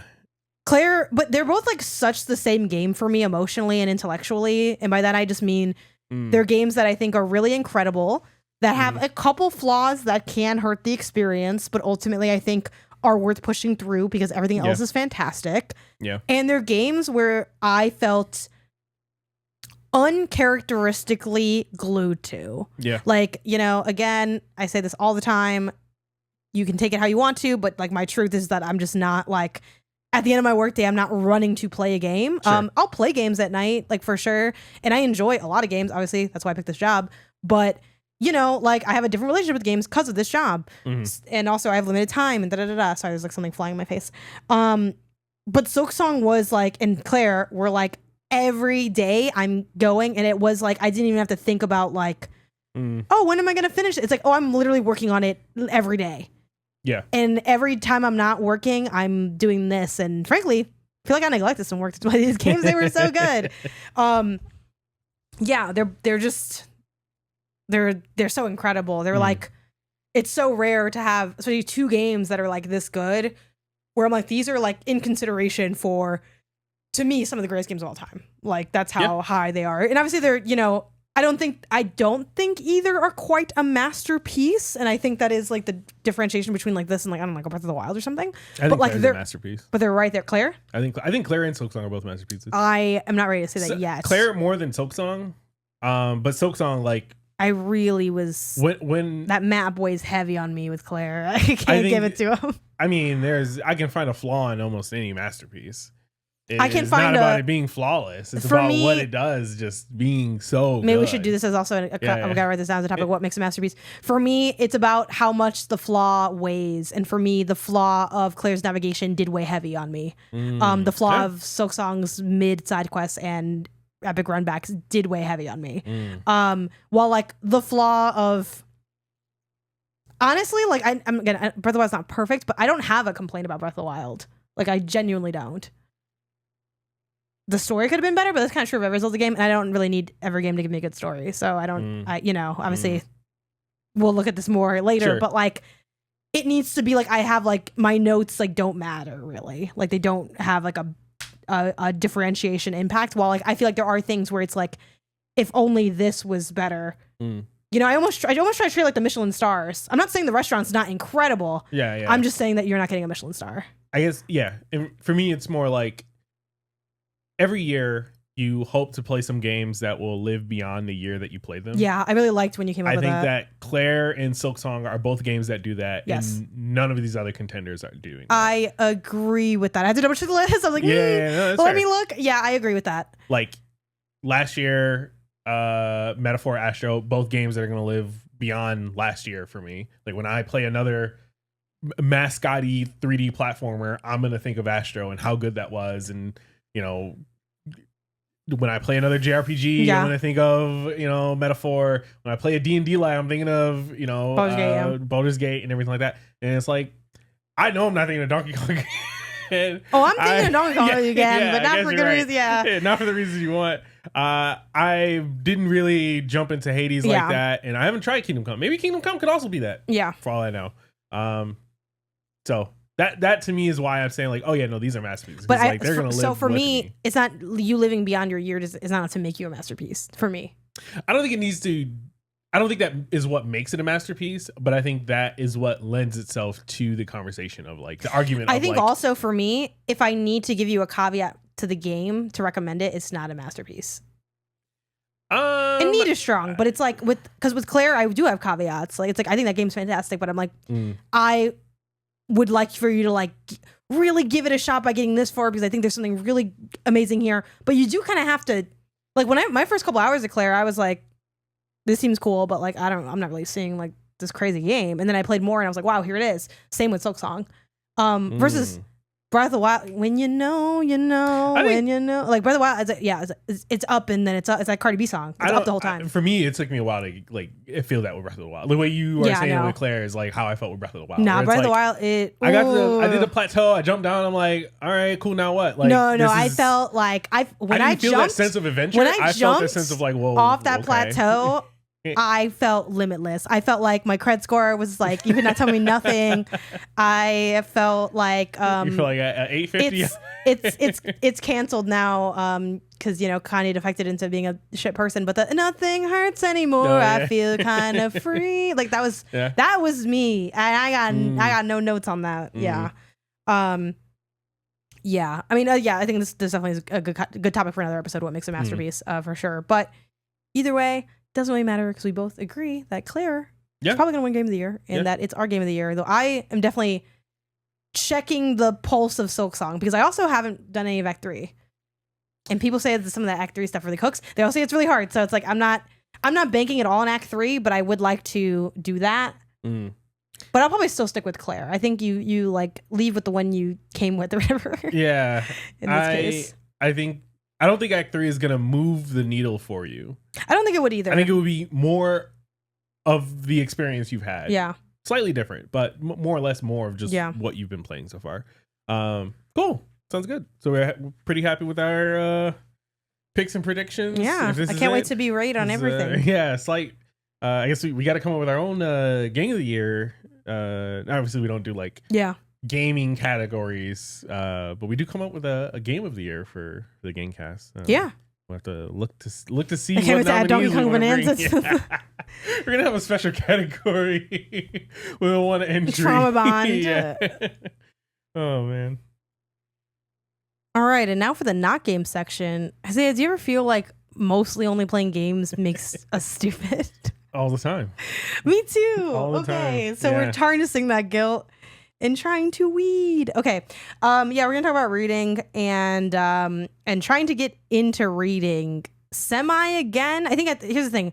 At some point, I hope for most people in your life, you had like a point where you read like a decent amount. And for a lot of us, I think that's just like through school. Like you have to, especially when you're first learning to read, you have to read a lot of books, or maybe you're excited and you get to read a lot of books, or maybe you get into a series you really like or something. Like a lot of like middle schoolers or high school, you hit like a reading era where you're like reading a bunch or not. Isaiah's laughing a lot. So what's your background with reading? I didn't realize this about you. I thought you were a big reader. Not a reader. No. I thought before she got canceled, you were like, going through them Harry Potter books though, right? I went through the Harry Potter books like after they came out kind of thing. Same. I was an adult. Like I got to them late.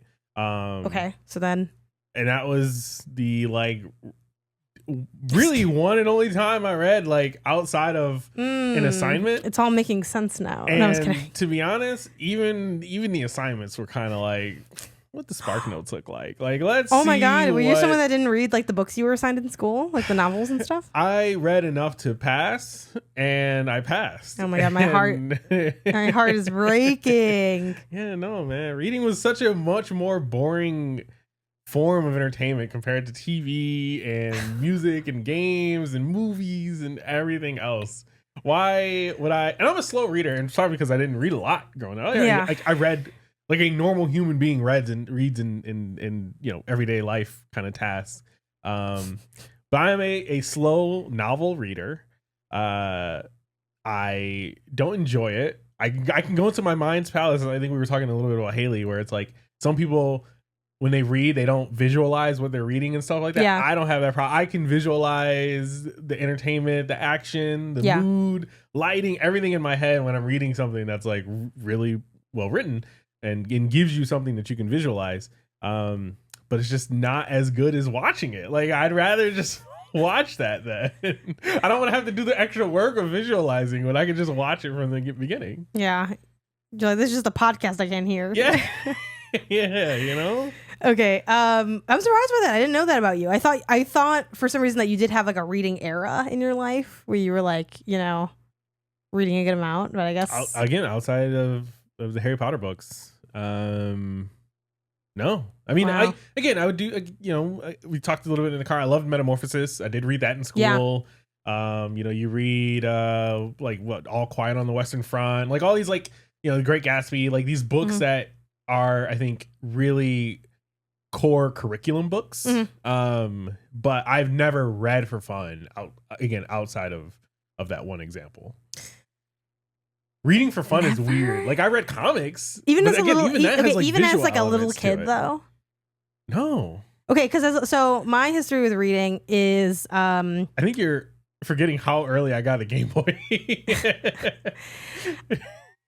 because I guess the thing is, maybe this would make sense because in our modern era as like adults right now recording this podcast, you tend to be more fervorous of a gamer.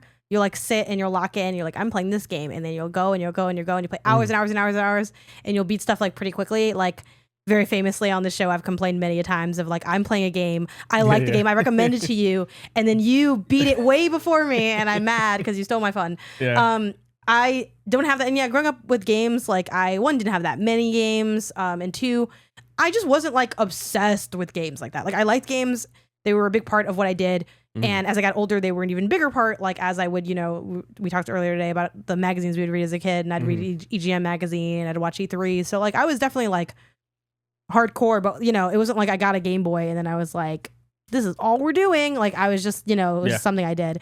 Alongside the other things I did, which were like watch Dragon Ball Z Color at the time. Some, at one point I got into playing basketball for a while, stuff like that. So for me, reading, I never considered myself a big reader, but admittedly, after hearing you, I might be a bigger reader than I think. Yeah. But yeah, like I got into reading. I read a lot when I was really young, when I was first learning how to read, because my mom, to her credit, I feel, and there might be a slight false memory. Maybe I'm not tracking who gave me what correctly, but I believe it was my mom that really like set me up with a lot of books as a kid. Like as a kid, those kind of almost like, not Tupperware, but storage bins. Like, how we have those tall like storage bins? No, bigger than the milk crate, like the big clear, like 32 liter kind of gallon, like those ones that you can put like... Yeah, totes. Yeah, so like the big tote crates. I had one of those. It was blue, it was plastic, it was not see-through. And that was full of books. Like, that just had books in it. But they were like little kid books, you know? Like, if you give your mouse a cookie, like that level of book. Like, very young, like kindergarten, first grade kind of thing. Sure. But I had a bunch of those, and I like read all of them. And would read all of those. And like, for comics, I was really into Garfield when I was a kid. So I would get the Fat Cat 3-packs and I would take them home and I would read them instantly.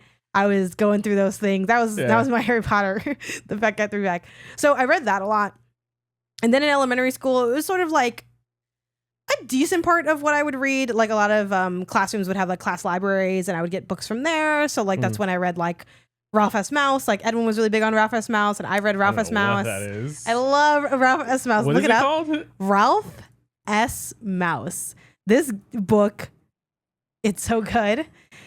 It's about a mouse who rides a little motorcycle, and to make it go, he goes vroom, and to make it go backwards, he goes more. He has to say it backwards. And he has a friend, like a kid friend, to this white boy. I forgot the white boy's name. And the white boy, he lives in a hotel, I think. I might be butchering this. This was a million years ago. And he like finds this mouse, and then they're like kind of friends. It's kind of like, whatever. I also read The Kid Who Became President, which I feel like would hit different in this era of Trump running America. So I read that. There was a kid who ran for president, I think is what it was called. I read a little bit of like Junie B. Jones and like those books. Probably hit up Diary of the Wimpy Kid at some point. Definitely read a good amount of Captain Underpants. That was triple platinum in the house at one point. Okay. And then random books here and there. Sometimes you'd get like, I don't know, like almost like the American Girl books or like a Barbie book, and it's like Barbie goes on an adventure or stuff like that. So yeah, and then as I got older, I was into English like literature, so I would read everything that like we did in school. I almost never missed a reading. Maybe if I like was really swamped or something, I'd miss something sometimes, but no. I read everything. Yeah, like I wouldn't even think about like I'm not going to read this. Like, that's crazy. But also I was very diligent about being a good student. So like I wasn't skipping math either, and I didn't like math. But so like, but I am also I'm not as slow of a reader as you, but I am also a slow reader, and it can be hard for me to focus on what I'm reading and retain what I'm reading. Like I'm the kind of reader where let me know if this happens to you. I'll read a page, finish the page, and be like, didn't know what I was reading. Got to go back. Oh yeah. Like I zone out when I read sometimes. Sometimes I'm just following the words. Yeah, and I really have to lock in. There's actually I think this is like an ADHD tool. No diagnosis on hand, but that is something that I think is cool that one of my professors showed me, where it's like you can get it's like a panel thing, and the iPad has integrated where it can highlight what you're reading as you're reading it. It's like almost like a bookmark that you put over, and it just like highlights it, and you move it along to help you like lock in on what you're reading. Gotcha. I don't actually know a lot about the like science and like educational philosophy behind that, but I've thought about buying that because I was introduced to that as like a potential like nice tool to use, and never actually like pursued it. But then the other day I was reading on my iPad and I saw that the iPad had that feature, and I was like, yeah, cool. This is kind of nice. Which the free version, put your finger underneath and like I think some of those things I need that because I will like zone out. Reading sometimes also, especially in the modern era, makes me sleepy. I get like tired and relax. I think it's like I'm finally not stimulated. I think so much of our modern society, because it is so technological, it's so fast, it's so instant. Yeah. It's only trying to be more instant, like same day delivery. I mean, that's I think without getting too like into another topic. For a lot of people, that's the appeal of like ChatGPT and AI. They're like, I don't want to think. I don't want to wait. Yeah. I want you, Mr. Robot Machine, to tell me what I need to know. Yeah.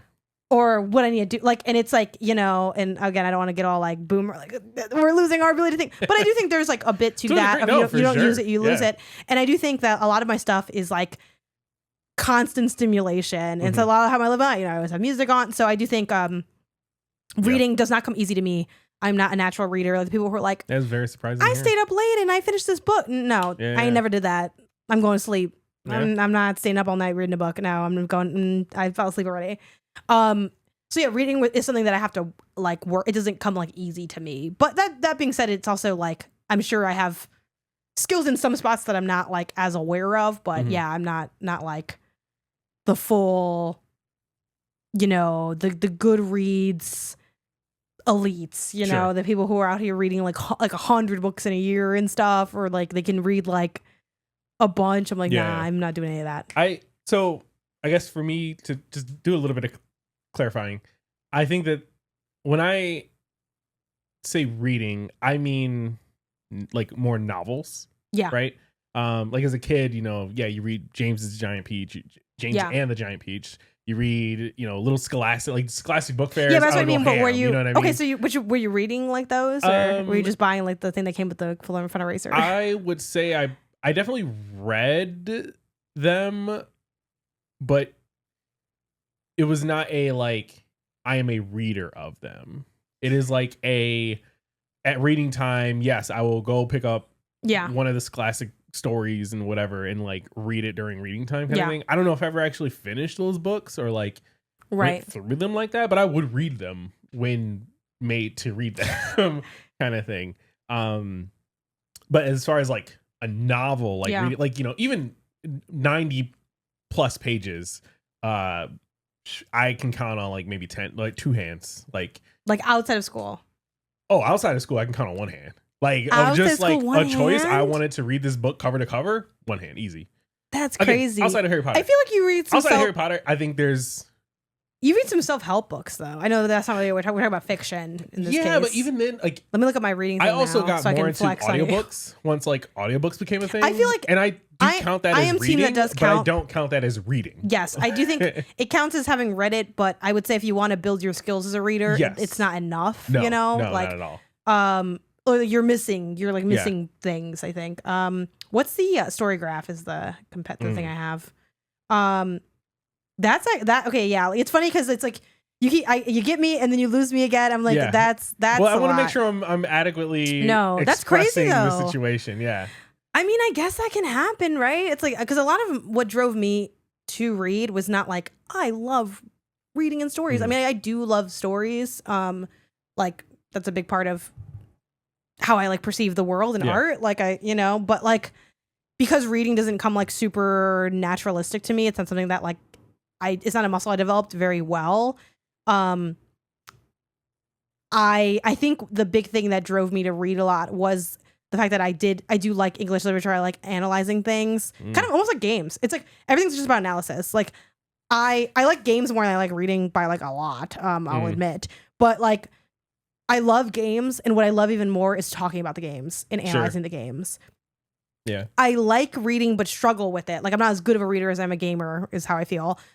But like getting to like have known the story and see and like it's like what I get out of it, almost like the gym in a way, where it's like, oh, I feel really good when I'm in there, and I like, oh yeah, this is what it's about. But the idea of like picking up a book and going to the mental gym, I'm like, oh, I don't know, it's getting kind of late. I don't know if it's time. But I think why I've read so many more novels than you is because I was so focused on English literature and like and I was an English teacher for a while.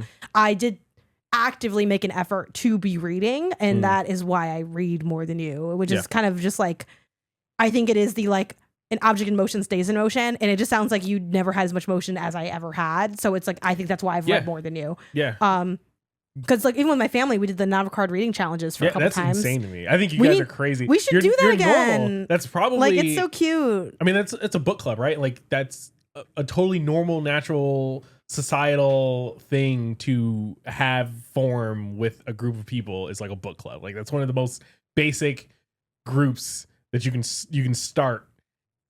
I think it's insane that you guys did that. I couldn't even fathom the thought of doing that in my house growing up. Yeah, I mean, we were already adults, but I couldn't fathom doing that with friends today. Like, I know. I feel like you said you didn't want to do it, right? Because I tried to invite you to Yeah, because we're gonna be waiting for me to finish this book. Yeah, you're like a big like I don't want to eat my vegetables kind of guy. Well, is your vibe like a little bit with certain things? I also what I've learned the more I've tried to read as an adult, the more I'm honing in on what it is that I like. And I do not like the more boring, deeper analytical kind of novels and stories. Yeah. I like entertainment. I like action. I like sci-fi, fantasy, like things that are going to move fast so that I can visualize it when I'm reading. I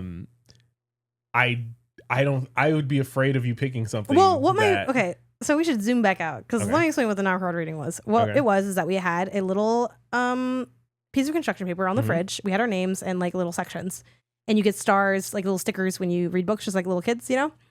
And it was just like it was a competition to see who could read the most books in the year. And the only thing that we had two things that we added in. This part.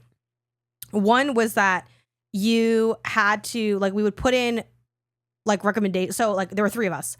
So it's like, okay, everyone puts in I think 2 or 3, I don't remember, like recommendations, and then like so if it was just me and you doing it, it'd be like, okay, I put in a recommendation, and then you put in a recommendation, and then I have to grab like your recommendation and read it, and then you have to grab mine and read it. And for any of your books to count, you have to have finished that book just within the year. Like you don't have to do it in the order. It's not like, oh no, read your assigned book first. It was just like, oh yeah, you need to have read that book. And that was it. And then we also read a group book, but that we read together like out loud in a circle because we tried to just make it a book club where it's like, oh, let's all read these 2 chapters and then we'll talk about it.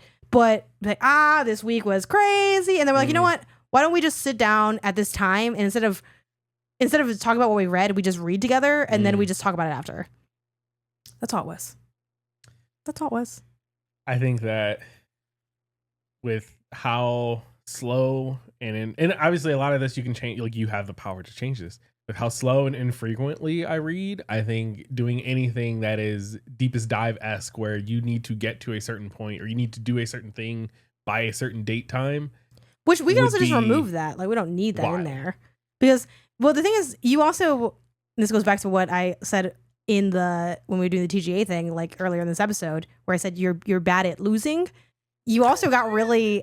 Tell me what happened with the summer of reading. Okay, summer reading.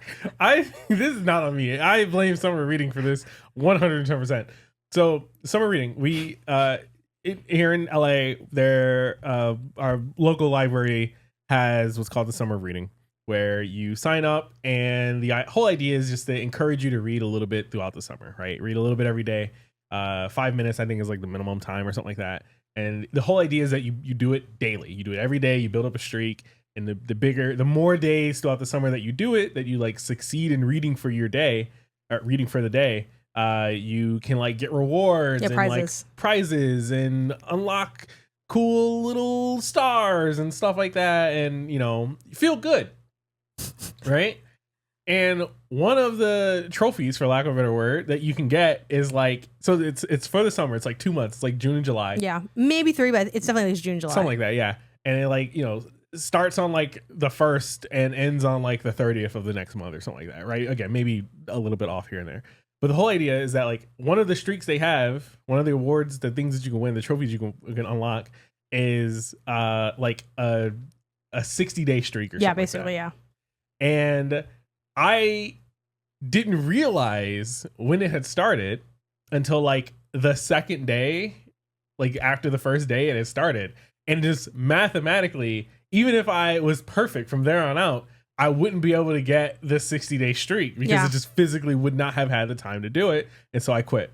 And I didn't read anything that summer because it was stupid and dumb that I lost out by just even if I did the 60 go on. Mind you, this is day, like, to be clear, this is a digital like it's a total honor system, like, and also it's a digital badge that just says you did 60-day streak. Because so there's two things that happen with the summer of reading.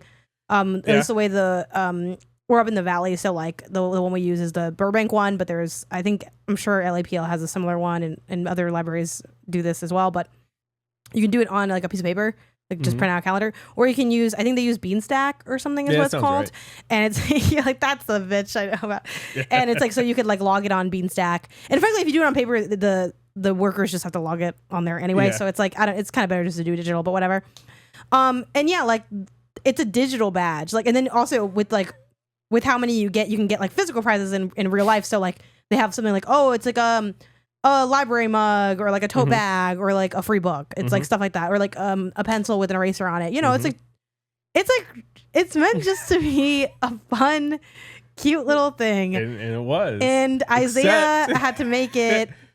Why am I doing this? The whole reason I'm doing this is for the rewards. If I could read on my own, I wouldn't need this. I needed this because it gave me rewards for achieving it.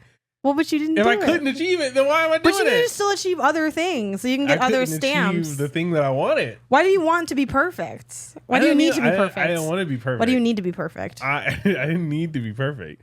I was encouraged to do it for this particular thing. Well, you were encouraged to be perfect, but you don't need to be perfect. It's about doing your best that you can do. I can be not perfect on my own. I don't need the summer reading to be not perfect. Isn't that like such a high bar to like limit yourself to? You have to be perfect. No, so you're mad that they're awarding perfection. I'm mad that if you stumble out of the gate, you are fucked, and you physically cannot recoup that simple mistake of just missing a day, missing the single first day, and you're fucked after that. And it's like, well, I can just go back and do it on my own. But all it is a digital badge that says 60-day streak.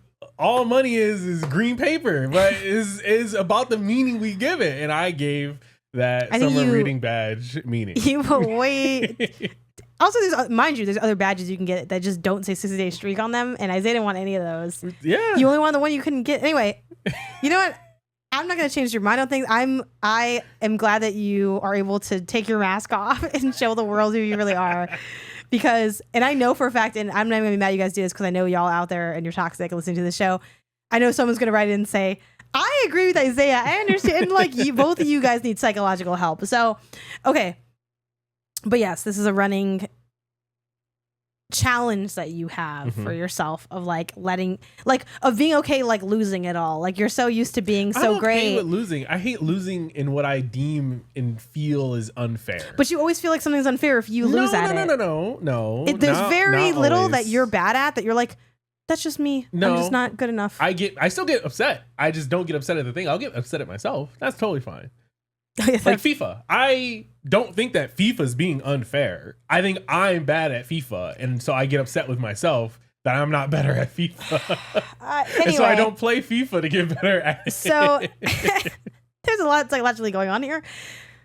I would love to do summer reading this coming year. And I did actually, I don't want to brag, I did some of my summer reading. I got like, I don't know, 15, maybe more days in there. I didn't do as well as I wanted to, but I try. It's about trying. It's about getting up. We can do the games and not game summer reading. Did you not hear what Aaliyah said? If at first you don't succeed, and pick yourself up and try. And you said, first you don't succeed, fuck this whole thing. I'm giving up. It's. Have you not seen the meme of rolling on I'm not the ground. immediately perfect at this? Yeah, this is trash. So anyway, we'll do the. I'm down to do the games and not games summer. So reading. you I don't refuse to read in the library. I don't want to do the Burbank Public Library. You like the library though. I love the library. I ain't never met someone who hate reading and love the library. Also, didn't you read a book recently though from the library, no? Or did you not finish it? Yeah, I read it was like some murder mystery kind of novel. Yeah, well, what do you know the name of that? And did you like it? Look it up. I enjoyed it fine. Okay. I think I might have given it like a 2 or something like that.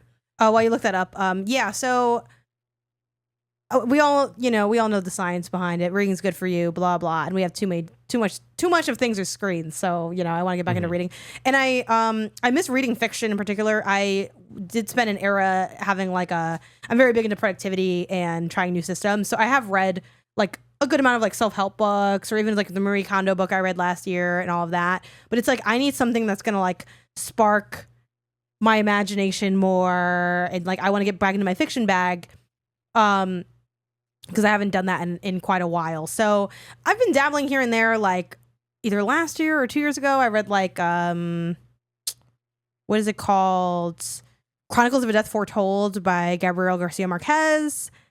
I was fine with it. I wasn't in love with it. I also read The Art of Racing in the Rain, which I really ended up not liking. About halfway through, I was like, but that was like my out of my slump book. So I was like, I'm going to finish this, even though I don't want to form that relationship with books that I already kind of have with games. But yeah, I think the challenge and what we're kind of getting at is like, depending on your background, reading can feel like work. And I think that makes it harder to do. But the only way it's not going to feel like work is getting used to it and getting into a rhythm and building an affinity for it. So it's a little bit of an uphill battle, I think in that regard. But yeah, we will try to work in some systems that can deal with our different kinds of readers that we have on this podcast. And I am actively trying to get better. I don't hate reading. I just have not found. I just mean your attitude. Oh, sure. I think you're fine at reading. I think you got a bad attitude. I just mean like the attitude. Yes. Like I just haven't found. I think the good flows for me to get myself into reading. We haven't been able to like. It's not quite a habit. It's definitely not a habit yet, and it's not a reach to medium for like relaxing for us. I think we talked about this on the show before, but I did really like when we had our like find a book date where we like went to the library, we took out a bunch of books all at once, we took them to a coffee shop, and we just like taste tested them and talked about them. One of those books is one of the ones I bought. So we went to the bookstore the other day to get some books. Yeah, kind of sparked a lot of this. I picked up 3 books. I picked up Artemis, which is one that originally got at that book date. I picked up Dungeon Crawler Carl, which was recommended to me by a friend. High praise, seems like it'll be fun. I need something light and sort of like adventure-y, and also seen TikToks kind of like comparing it to like anime and things like that. And it's like, all right, cool, that sounds great. And then I picked up Mistborn, which I don't know what his publishers is doing or what, but my TikTok feed has been filled with like Brandon Sanderson sort of. I saw him on my For You page the other day, and I was like, you know what? Fine, he got me. I'll check out this Mistborn. Everyone's talking about it's great, it's good sci-fi fantasy kind of like genre. You dive in. There's plenty of books that you can read if you do fall in love with it. Sounds good to me. Yeah, I do want to eventually find like a book series to read. I also read Harry Potter at one point, and as a more of an adult. I was into Aragon when I was a kid, but I only read like the first like 2 or so of those books, but I like that a lot. I read some of the Hunger Games, but I never really like went fully into it. But I love the idea of like a series where it's like, because I think the biggest challenge, I'm having a lot of challenges, but one of the challenges is trying to find a book that I like. Yeah. and get reacquainted with my taste. I know elements of what I like in stories. You know, you already spoke to this a bit, so I'll give my like things. I like good prose, like kind of almost like poetic-y prose to a degree. Like, I don't know, really like vivid descriptions. Like, it sounds like very cheap to say I like good writing because it's a fucking book. It's like that's kind of the point of the book, right? But it's like I'm big on that.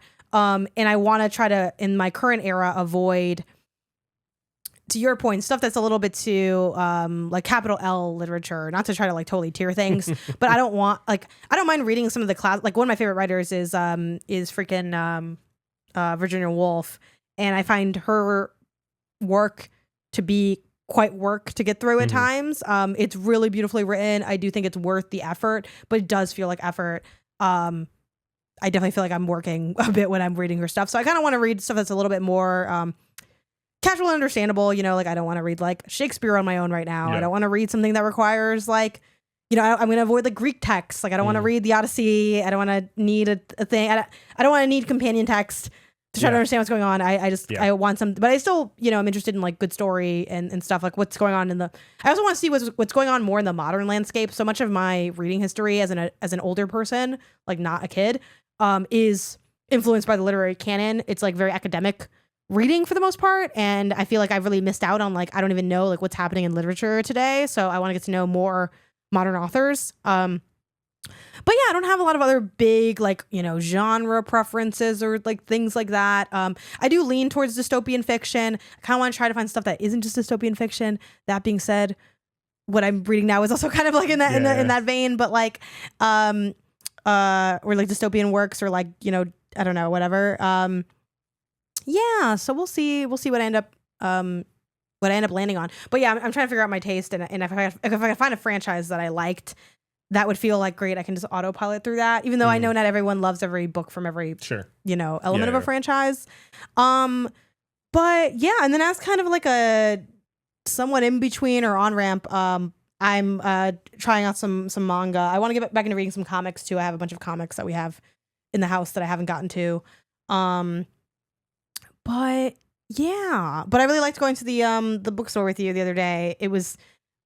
It's always better to shop local, but we did just go to a Barnes and Noble. Not gonna lie though, the Barnes and Noble was kind of nice. Wildly well organized and well presented. Like I've never seen a Barnes and Noble that had such like local book energy to it. Like it was like a converted theater. It was really cool. Yeah, it was a converted theater, and I think they just did a really good job, like putting a lot of staff picks everywhere that made it feel like very browsable in a way that normally isn't. I don't know. It was really nice. But yeah, I'm about to finally finish. I've been taking forever for the manga side of things. Heaven's Design Team, which we picked up way back during our Chicago trip. So I've been reading this for months. It's like only like it's barely any pages. I mean, it's technically like 100 something, but it's, you know, it's a manga, so it's quick reading. But yeah, it's about if heaven had a design team that made all of God's animals. So it's like there's a guy who's like, he's upset. His big thing was that he made the horse, and he's been coasting off that ever since. And everything he makes is like, I thought of another way to make a horse, and like that's like his thing. And there's someone who's like really into like, obviously it's all kind of science, but they're really into like I don't know, almost like the more nitty gritty of the animals. There's someone else who's like just wants them to be cute and like, but they have like their different like character tropes and their design philosophies. And a really cool aspect of it is that it has like real life animal facts in it, and at the end of each like sort of chapter, it talks about the real animals of what you just read. And then they point out what facts are the same. Like, oh, this actually is like the same from here. It kind of reminds me actually of the we went to a panel at Anime Expo that was like the science. It was like a NASA scientist talks about the fucking science of anime and shit. It was kind of has that vibe. And then I asked for a bunch of recommendations on Blue Sky, and several people, including my colleague Jacob Geller, and I think fan of Minmax and Joe Dean, I think, was another person that recommended it, alongside a bunch of people. But Chain Gang All Stars has been really hitting for like really cool writing, an interesting story. It's about like prisoners in like a chain gang group, like a linked group, and they have to like fight to the death, and if they can make it all the way up the bracket, basically they can get their freedom. And I'm really early in it. I'm so early but I read it really slowly, and then it was like due back at the library. I took it from the library initially, and then I bought it. I might just reread the bit that I read, just to like really try to like make this yourself, commitment. I'm gonna finish Seven's design team. I don't know if I want to read the second one that I bought and then go back to Chain Gang All Star. Like, I'm not sure how I want to like. Sure. It's funny because I play multiple games at once all the time, but with books, I'm like, I don't want to get too crazy with reading too many things at once. So it's like, yeah, we'll see what's up. And I have a bunch of other books that are in our bookshelf that I just haven't read, but that's very up my alley. Like, I want to get better at reading fiction, because like a lot of the books I have are video game books, like just books about video games. And I'm like, I feel like I read a lot of that stuff already. So that makes sense. Yeah, no, totally agree. I like that we read before bed the other night. It also made going to sleep nice. Like more calming. I felt calm going to bed after having you finished your book, and I was like, fuck you, I'm still reading my book. And I was bitter about that as I rolled over in disdain. But yeah. So very, very, again, curious to see how this is gonna go. I think I will start with my next manga volume for Delicious Dungeon. Yeah. Finished volume 1, on to volume 2. We got it at the bookstore. Finished that. I need to ease myself back into reading, so I'm like, let's do something fun. Pictures, again, highly visual, and then we'll jump back into, I think, Artemis. Since I technically started that, I got like a chapter or so in. Before I had to return it to the library. So, yeah. Well, let us know if you're a struggling reader, you have a great home here. One thing I think I kept forgetting to say, because I ended up getting distracted by my own points, is one reason I've also read a lot of novels is because I made it like almost like I do with games to a degree, where I'm like, I want to learn more about games and get to know the medium more. Like, I really made an effort to, like, when I was done with college, but still like teaching and doing these other things, of like reading more of the literary canon. So I read, a bunch of books like for fun on my own, but I felt like they were like growing me as like a reader and like analyzer. So it's not like I just was like, I think it'd be so fun to read this. So that's kind of what I'm, again, we kind of keep saying it, but what I'm trying to fuel is a more organic, modern love for reading. Because I feel like a lot of my reading was, even though it wasn't just school, it was very utilitarian of like, well, I'm learning how to like teach these texts, and I read these because I read them with my students. But it's like, when it's not, even though funny, we just made this content, but when it's not content, when it's not for work, it's just like you as a person having an interest. The way I watch TV, the way I mostly like watch movies, the way sometimes I play games, is like, how do we get reading in that mix where it's like it's not about anything. It's just about like doing it. But yeah. All right. Well, we'll see y'all at the next summer of reading. Cool.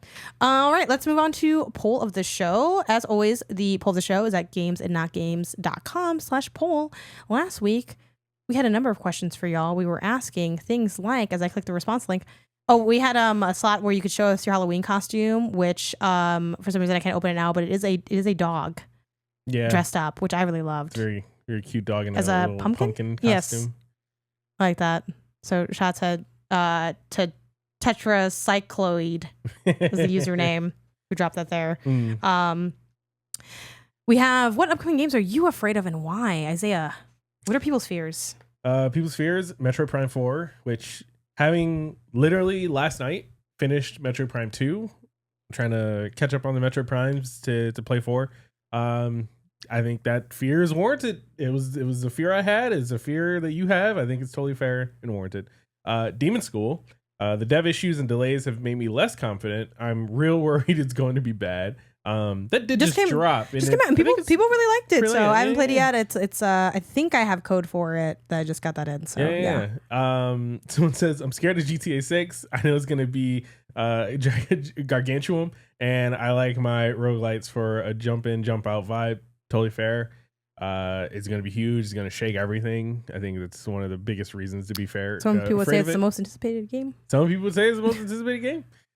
Slay the Spire 2 is going to consume my life. I agree with you. Totally fair. Can't wait. You ready to give my life? Yeah, I can't wait to lay my life down for this fire. And then Metroid Prime 4 and Destiny 2 Renegades. I'm worried I won't have time for both. Makes sense. Yeah. Then we have Destiny 2 either recently came out or is coming out soon. Destiny 2? The Renegades. The Renegades. Because I'm like, Destiny 2 has been out. Okay. Yeah. I remember don't know. reading something about it. So I didn't realize that they were still doing stuff. I thought they were. I guess they maybe just finished the storyline. Yeah, I don't know. Oh, okay, it's coming out. Yeah. Still. Yeah. As of recording. Yeah, cool. Something going on with that.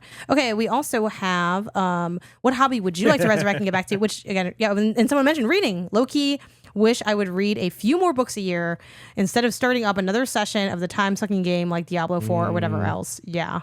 Mm-hmm. Playing instruments, drum, piano, doing latch hook kits. Latch hook kits. I would love to do some of that. I think it's like the me googling latch hook kit. Like yeah, like almost like little kits that you could like pre-made, kind of put together, like a guided kits. craft. Yes. Okay, yeah, that seems fun. I worry about anything that is going to create more things that I have to find space for in the apartment a little bit. I got to be a little careful on that. And then we also have my home lab server, combination media server, security hub, and all around storage would be ideal for me. We have crochet, waiting on an injury with my wrist to get resolved, and biking. Been so long, my tires are flat. This is Ben's walking burner. outside. Yeah, walking outside. This is something I've been wanting to get really back to for a hot minute. And spoilers, Isaiah, I think this coming week I'm going to finally get back out there because I mean, there's always excuses, but because I did come back sick, I was like, well, I'm not going to just start roaming the streets sick around our neighborhood. So, but yeah, and then we just have anything else you'd like to share? They said all this leftover Halloween candy. Am I right? Yeah, it's very cute. Yeah, very cute. Well, this week, do we already? I feel like it's been like one day since we've done the show, and I already forgot how it goes.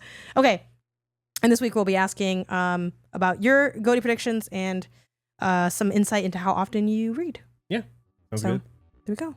That's it for this week. You can send us your questions and topics to the inbox, the email inbox at gamesandnotgames.com. You can follow the podcast version of the show on Apple Podcasts, Spotify, Pocket Casts, and everywhere else you get your podcasts. If you enjoy the show, be sure to give us that 5-star rating. 5 stars. Cinco diamantes. And if you're an audio listener, remember that you can get the video version over on YouTube at Games and Not Games. If you like the video, be sure to leave us a like and a comment as it helps us get the show in front of more people.